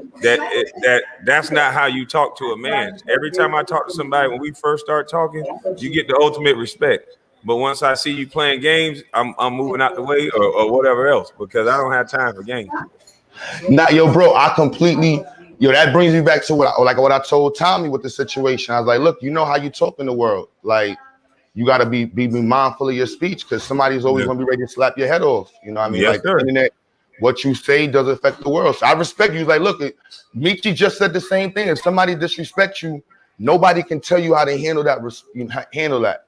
You know what I mean? I'm just speaking out of hope. Like, I just would hope to see us come together. Because, like, I built the institute off of you. Not to say off of YouTube, we was doing it before, but in 2 years, we're going on 3 years. We're going on like almost 300-400 students we're going to be able to have. And all of the people connected is from YouTube and Facebook. So I'm like, look, if I can do this with no resources, no backing, imagine what, you know what I mean? Like, imagine what these people could do. You know what I mean? Imagine what these people could do with their platforms. Like, You know, when Sonetta, and I was Sonetta, when Tariq Nasheed and Umar Johnson was beefing, they had like 1 million people watching at one point down there. And then they it's could have like, threw some jewels in there right after that. Y'all coming you feel me? Like, to the school. Like, come on, do something. Do something. So it's like, I just got hopes. Like, we out here struggling. Like, Chicago's on fire, New York is on fire, New Jersey's on fire, Atlanta's on fire, Houston's on fire, LA is on fire, and these dudes on YouTube ain't going into the streets to talk to nobody. The dudes in the streets ain't coming to YouTubers to talk to nobody, and there's no resources being shared. There's no since COVID, there's no community programs in New York right now. They just now opened. It's been 2 years, nothing for youth, no after school programs, no park programs, no tournaments, nothing. And they wonder why the streets are so crazy right now. People just sit on YouTube, you sitting online beefing with each other. Right. And I know how we get. They should be building relationships for when we open back up. And I thank you again for letting me come up here again. Thank you, because for me that's what it's about, relationships, like bringing it down. You know what I mean? Again, I know Hassan said choose a side. This is YouTube shit for me. I don't pay attention to none of this. My side is these kids and people in the community. If you on the side with them, that's the side I'm on. Anything besides that, like, that's a conversation to have. Like, you know what I mean? Like, that's just what it is. I know the do up, like us New Yorkers, we got a little swag, we got an energy about us, and we got to clean that up. That's just the reality of it. And I hope to be one of those people that can clean that up and really promote that change and stuff. Like, we need that. Like, that's just what we need. You know, for me to be able to connect with you, I was in high school, and I remember when you was getting pulled in. I remember when Jordan was driving crazy, and I'm here on YouTube talking with you now. Like, I don't know about the rest of y'all, but that means I don't know what Randy might be in 10 years. Randy, you might be talking to somebody in the league about making an invention from a bridge that you started in here. Hello. You see what I mean? You never know how the circles turn. And that's why I was trying to tell Brother Hassan, like, don't isolate yourself and kick out half the people that could help you. Everybody who gets drafted is not this weird boule and all this stuff that he's talking about. Some people are like me that understand that some of these guys want to be famous. They make a choice. I don't want to be famous. I want to be a regular man, and I identify as a regular man. So you don't see me. He said I was connected to LeBron and all these people. I'm not connected to these people. I was on a tractor. So I don't do all that. I'm a man of the people. I come up with the people, so that's where I'm gonna stay. That's where I feel most comfortable. That's what you said earlier. It was like your Freemason. My grandfather was a Freemason. He ran the freaking temple on 155th. Anybody in Harlem know the Harlem Freemason Black Temple on 155th? Like, that shit don't mean franc. Somebody might say I used to get money from NASA when I was in college. I used that to pay my rent. You know what I mean? Like, that ain't got nothing to do with francs, man. If that's a conspiracy, like, I got friends who barely made it to the league. You know what I mean? Got into the league, and they was like the hope of my high school. Like, they was the hope, and they got in there, maybe played a season. You know what I mean? And like, at the end of the day, they was the nicest dude in my city, in my borough, for the entire 5 years, and they got to the league and played 2 seasons. Hurt their knee. Yeah. You know what I mean? It is what it is. You know what I mean? Like, hey, that's so to get there. And that's why I said people, the perspective of professional. You know what I mean? Like, you don't know how far it doesn't stop. Yeah. You know, it doesn't stop. Like, I told a parent yesterday, I said, look, they was like, do you cater to children? I said, not really. You know, like, I cater to I spoil, I show love, but the reality is you can't cater to kids. Like, you got to really show them, like, Kobe Bryant's Kobe Bryant, because you know he did 500. Y'all know what 500 free throws look like a day? You know what 500 anything a day is crazy. I know what 200 look like, and I still miss it. You feel me? Like, come on, we got kids they practice their work 10 times a day, and they don't get there by the end of the week. So to be great, and let me expound on that. I wish they can show. I wish the NBA would release some of these guys' practice sessions, like Kevin Durant, Kyrie Irving, and who's another one I played with, Steph Curry. Just release what they do before they get to the court, because all these kids, they see the finished product. They see them stepping back and doing all the beautiful moves. They don't see that Steph Curry will sit there and shoot 1,000 shots a day. He won't leave until he makes 100 all net. Like, this guy, his work ethic is crazy. But to him, it's easy. But to everybody who's watching, they're like, what in the world? We watch him make 100 shots in a row. No problem. And we ain't talking about free throw. We talking about 100 threes in a row. So, you know, that's what it's about. These kids got to understand that before you get to the celebrity side of things or the TV side of things, you got to do the work. It starts in the gym. It starts on the track. It starts with nobody looking. That extra little Snicker that you're going to eat, there's a boy out there that's not eating that Snicker. He over there eating vegetables. And so we gotta understand that it's about the work. There was a lot of guys that had more skills than me. They were better than me, and I outworked all of them. Gotta outwork them. I want to say strong. But appreciate you stopping by, my brother. It was a beautiful conversation. I'm gonna definitely look you up. I suggest everybody look them up and donate because it's a beautiful thing that you're doing. I appreciate that, beloved. Definitely, hell yeah. Gotta get you on my channel sometime. Yes, sir. All right, King. All right. Yeah, man, that was a great call. I almost want to end it with that, but I'm gonna do maybe one or two more, and then I'm gonna get to some food. Let's see who is next right here. Yo. Hey, what's up? What's up? Can you hear me? Yeah, I hear you. I just want to salute you. Like, I've been watching your show for a couple of months, and you know, I really called because I wanted to speak for the young generation. I'm 21, and I'm really an immigrant. I came to America when I was 9 years old. And when I was watching the whole Hassan Campbell thing, it really kind of shocked me because, like, the way he was acting, believe it or not, like, a lot of young people think that shit is cool. Like, that's masculinity to a lot of young kids in the hood, you know? Like, yelling and being loud and shit that a lot of grown men would consider feminine. So a lot of young men, they take that femininity and they see it as masculinity. The louder you are, the more tough you talk, you know what I'm saying? Like, they see that as like something you got to look up to.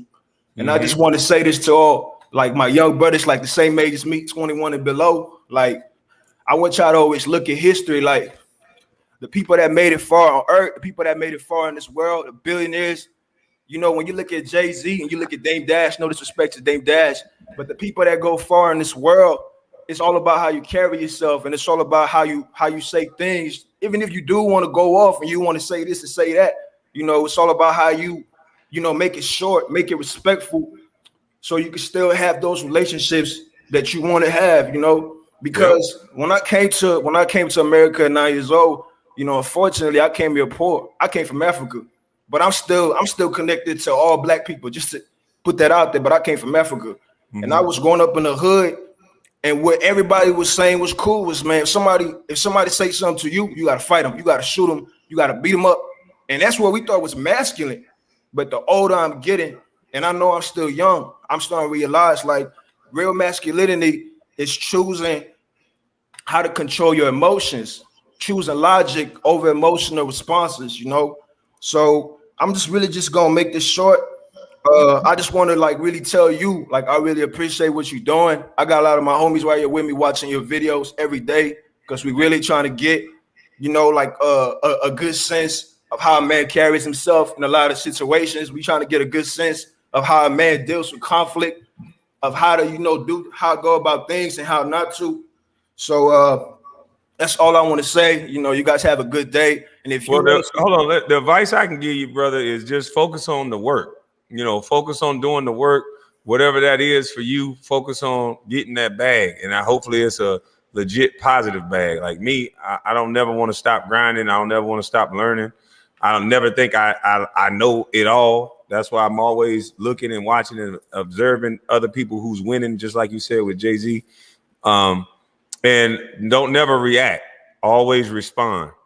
I made sure I took my time before I said something about Brother Campbell. I take my time before I say something about anybody, because there's some people that you don't want to say something about. Some people that, you know, they're going to say something and I'm not going to say anything because some people are that much of a waste of time. But Hassan Campbell, like I wanted to use him as a teachable moment because, like you said, and I'm glad you can see, a lot of brothers are losing their lives because they talk like that.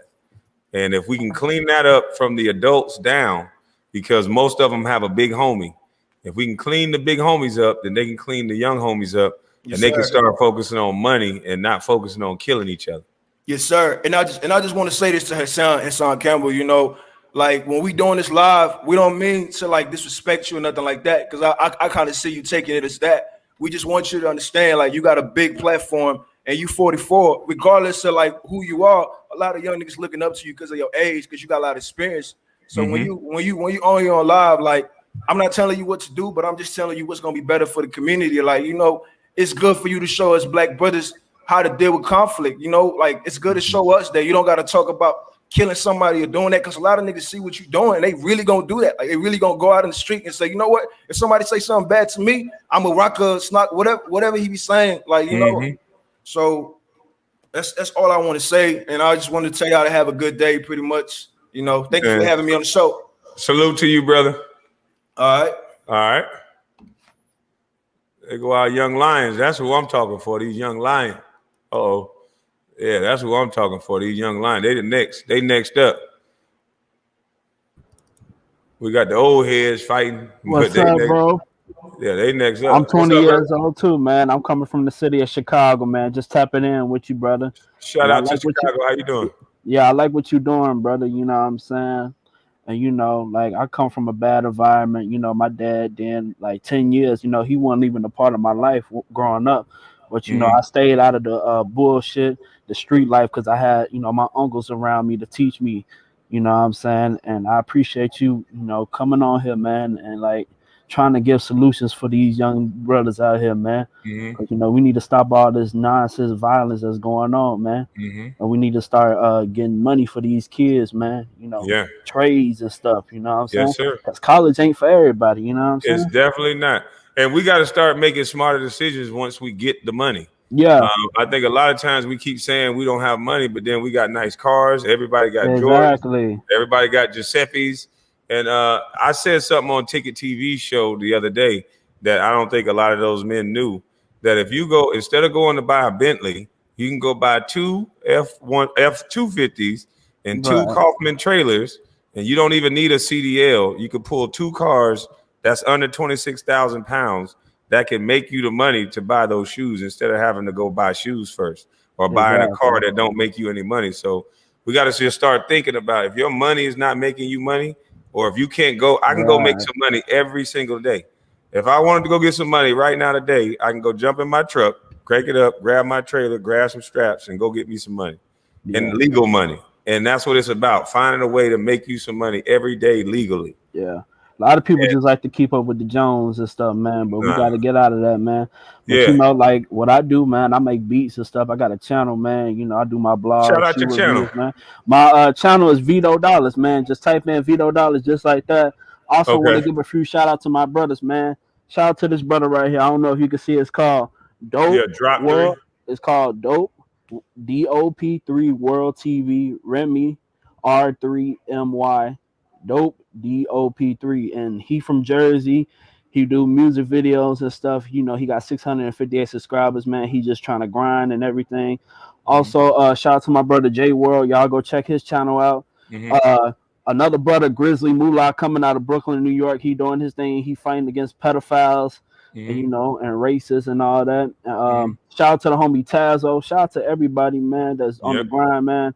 And shout out to the people, man, that's rocking with you. You know what I'm saying? Yes, sir. And like I said, you know, nothing towards Hassan, man, but somebody actually came at me like that before 6 months ago, and I said, never trade attention for respect. And I think that's what he was doing, man. That's a cold bar. You know what I'm saying? I like that. but hopefully, man, you know, the bullshit end, but it is what it is, bro. I get your pain, bro. I understand, bro, where you coming from, man, because like you ain't do nothing to bro, and bro just came at you some type of way. You know what I'm saying? I'm pretty sure if it was reversed, he'll probably be banging on you too, man.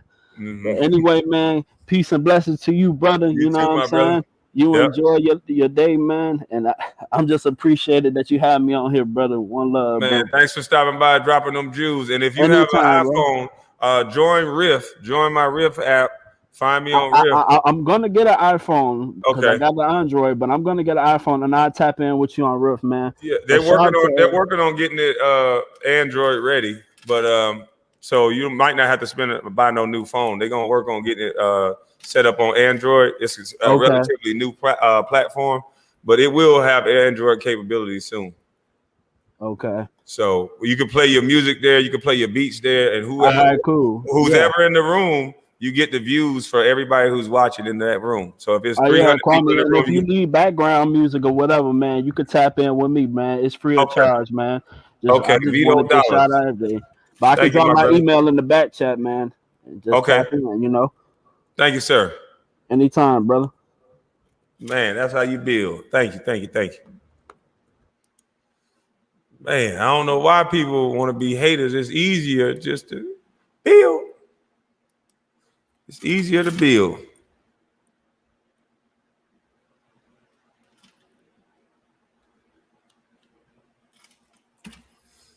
That's why I can't wait to drop my foundation information up here. Wait, y'all gonna love the name. Yeah. Who is this? All right. We got some women up here now. Let me let a woman or two on. Let's see.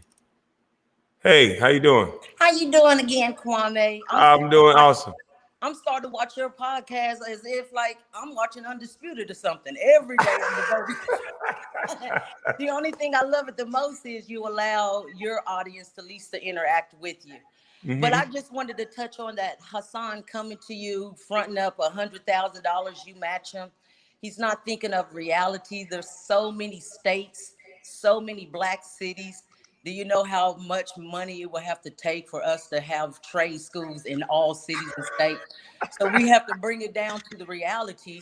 And the reality is it's starting so small, and that's within inside of our own community. Our black men could be the teachers and the instructors to our black men. I mean, our black little boys. It's so simple. Even if the black man doesn't know how to do it, we have YouTube these days.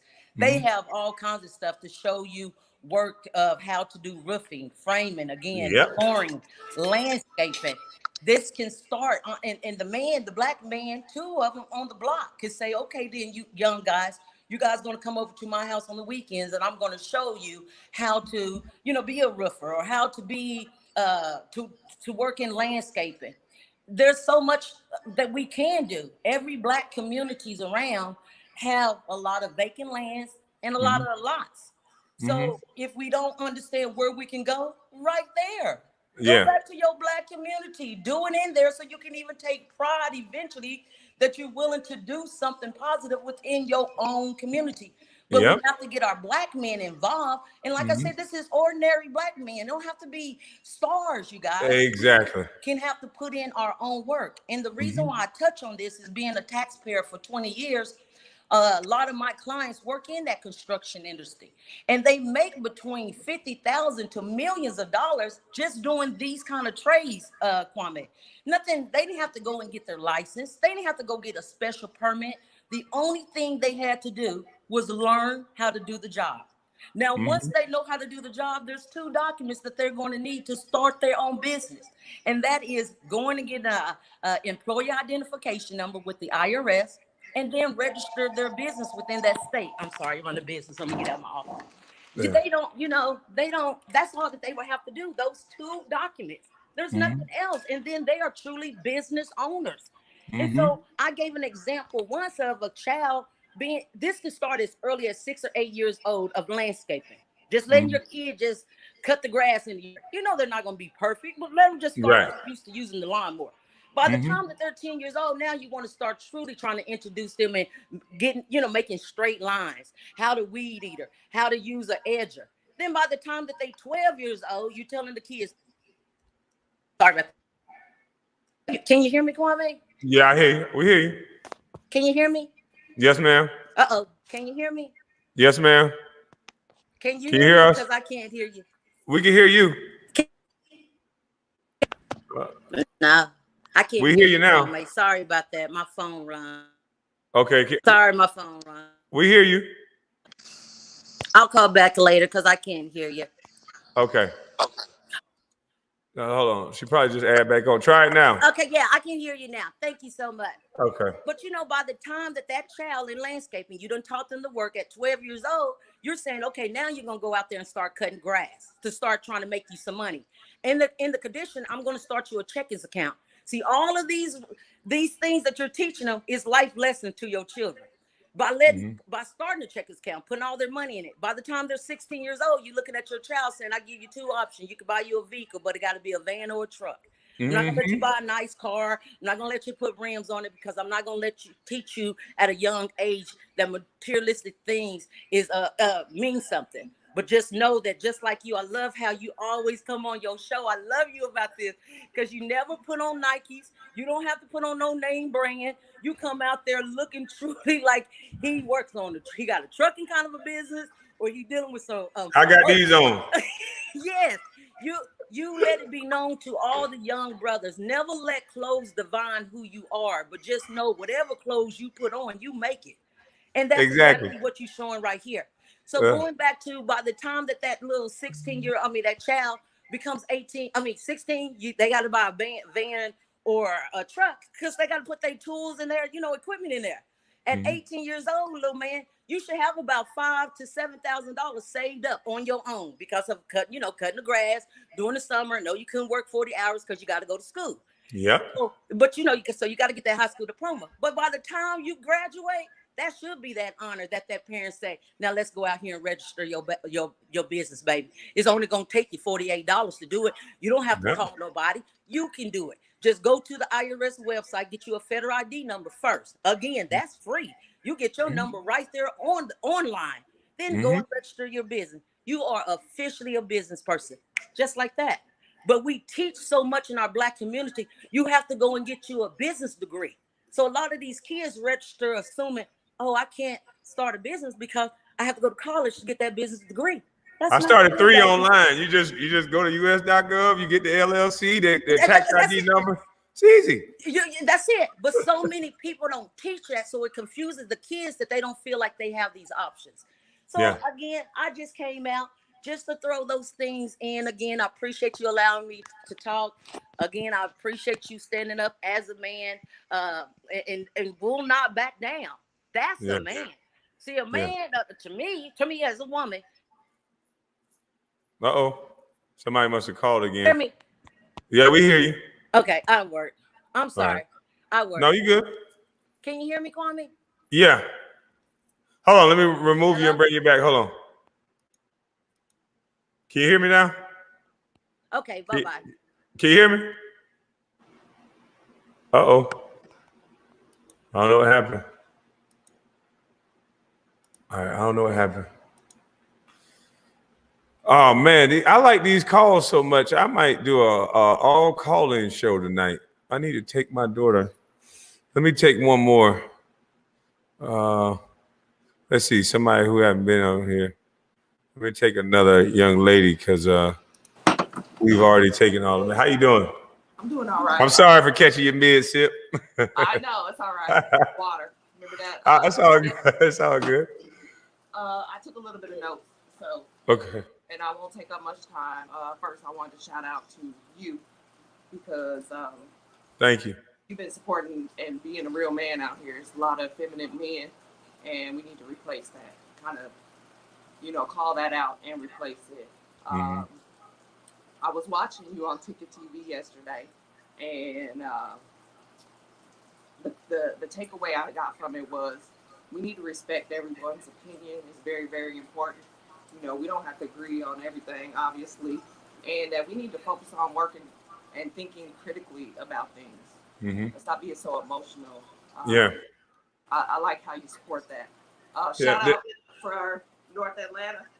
Right, it's raining right now, so pretty cool out here, and it is nervous. I agree with what the female said earlier. Respect people, chance. Everybody doesn't do this all the time, so. My voice right now. It's crazy. What do you say about the people who exclude people from the conversation based on their education or their class or their color? Because a lot of times the more educated people don't want to hear from people that don't have the same type of degree or a bigger degree. What do you say to that? I agree. I think it's about that critical thinking because people we do naturally with the way society works. We want to fit into gangs. It's a natural thing to want to be a part of the group. But I think naturally we need to focus on ourselves and making our own. Everything starts in the home. So Yes, it does. yourself and your family, we all do that. What is that saying that you do for good for yourself, you're doing good for everyone. Yeah. So to get back to that, yeah, I respect how you don't hang out in groups, take care of your children, take care of the children in your community is very, very important. I have a couple questions for you though. Okay. Do you read? Oh yeah. Well, You the last book I read, it was I think it was by Grant Cardone. It was a real estate book, and then I read Rich Dad Poor Dad by Robert Kiyosaki. Okay. Yeah. I haven't read either of those. They sound very interesting. I Yeah. wanted to bring up, and for everyone, have you heard of Neely Fuller Jr.? Ma'am, your volume went low. Have you heard of Neely Fuller Jr.? No, ma'am. He's one of our elders. I want to show y'all his book. This way, huh? It's a compensatory counter-racist code book. So you would have to believe that white supremacy exists to begin. And I know that you focus on it's not about our color, it's about what we do specifically. But I think with all of this, how we have people that are infiltrating our communities, especially Black people, that at the end of the day, white supremacy is the reason why all this is happening. Mr. Fuller says if you don't understand racism, everything else that you understand, you won't understand. Like, so I wanted to purchase this book and send it to you. I hope that you will put your P.O. box. I could do it for Hassan. I could do it for you. Yay, thank you. Matter of fact, I thought it was in the description box. That I look right now and I didn't see it, so I was hoping like on all your videos you could put that in there. And I want a T-shirt that said "Wish you got on that plane though." Yeah, can you make that happen? I can. Oh. And I want to give my shout outs to It's Been Real. Oh, I didn't hit it. I spelled Palmetto wrong. Sorry, guys. 625 Palmetto Drive. I was trying to erase it, but my damn clicker just hit it. I don't know what this thing is doing. But it's 625 Palmetto Drive, 30268. 625 Palmetto. I think someone put it in the chat room. Yeah. So I'm repeating myself by asking again. What's the zip code? Just put it in the chat. Oh, all right, perfect. Have you heard of Dr. Francis Cress Welsing? Ma'am? Papers. What'd you say? Have you heard of Dr. Francis Cress Welsing and the ISIS papers? I don't think so. I'm gonna try and send you that one too. Yeah. She is a third generation Black psychologist. You know they don't teach us about Black psychologists. You know that, right? So she started learning from Mr. Fuller. She read his book, and then she created her own theory on why white supremacy exists. And basically, it's that the Black gene is dominant, and the white gene is a recessive gene. So instinctively, they know that mixing with us is going to eliminate their race. And so that's what, like, she goes really deep in on basketball, the games that we play, like the brown ball going through the white hoop. Yeah, a lot of different things. So it's very interesting. I'd like to kind of pass those on to you. Anybody else that would be interested in that? If we understand what we're working with, and maybe we can have some empathy for our people who are getting stuck in, making money and doing things for money that's destroying our communities. Can I say one more thing? Yes, ma'am. This is for the women. I have 4 daughters. And when I was in my 20s, I want to say, I guess, we was raised like Disney, the princess. You got to believe in this princess. You have the knight in shining armor is going to come save you and change your whole world. And that's just a bunch of bullshit. So, I was dating this man, and he was a good guy. But, like, I don't know, he was cheating on me. I was in my 20s. He was cheating on me, and people was coming to me, and I just felt like I don't even know how to explain it, but that relationship didn't work. And so I took the time to reflect on myself, and I said, you know, this was a really good person. And I think that's what matters. So the next time I meet a man that is a really good person, I'm gonna not let all this stupid shit get in the way of us building something. And so, you know, with the way things are, everything is against nature. Everything is against the man and the woman and the children in the home. We gotta fight. We really do. We gotta fight for our children. And let's not let all this bullshit get us all caught up. Yes, ma'am. Yeah. Well, we're gonna end it with you because I like that ending. That brought it home. Yes, yes. You gotta put in the chat somewhere. I'm new to Atlanta. I've been here about 3 years, so and with the COVID and everything and raising children, I don't get out much, but I like a hookah and a good drink sometimes. So if you can tell me some places to make that happen, that'd be awesome. I hope everybody has a great day, and y'all stay up, okay? All right. Thank you. You're welcome. Thank All you. right. Guys, I gotta get me something to eat, and I know this little girl gonna kick this door down in a second. So what I'm gonna do is when I come back, I'm just gonna do another call-in show, and I'm just gonna sit here and we was here for 3 hours. I'm just gonna get as many in tonight as we can because I know there's so many people been waiting, and I would love to hear from you. So I'll get new people in. God bless y'all. I hope y'all have fun. I'll see y'all tonight.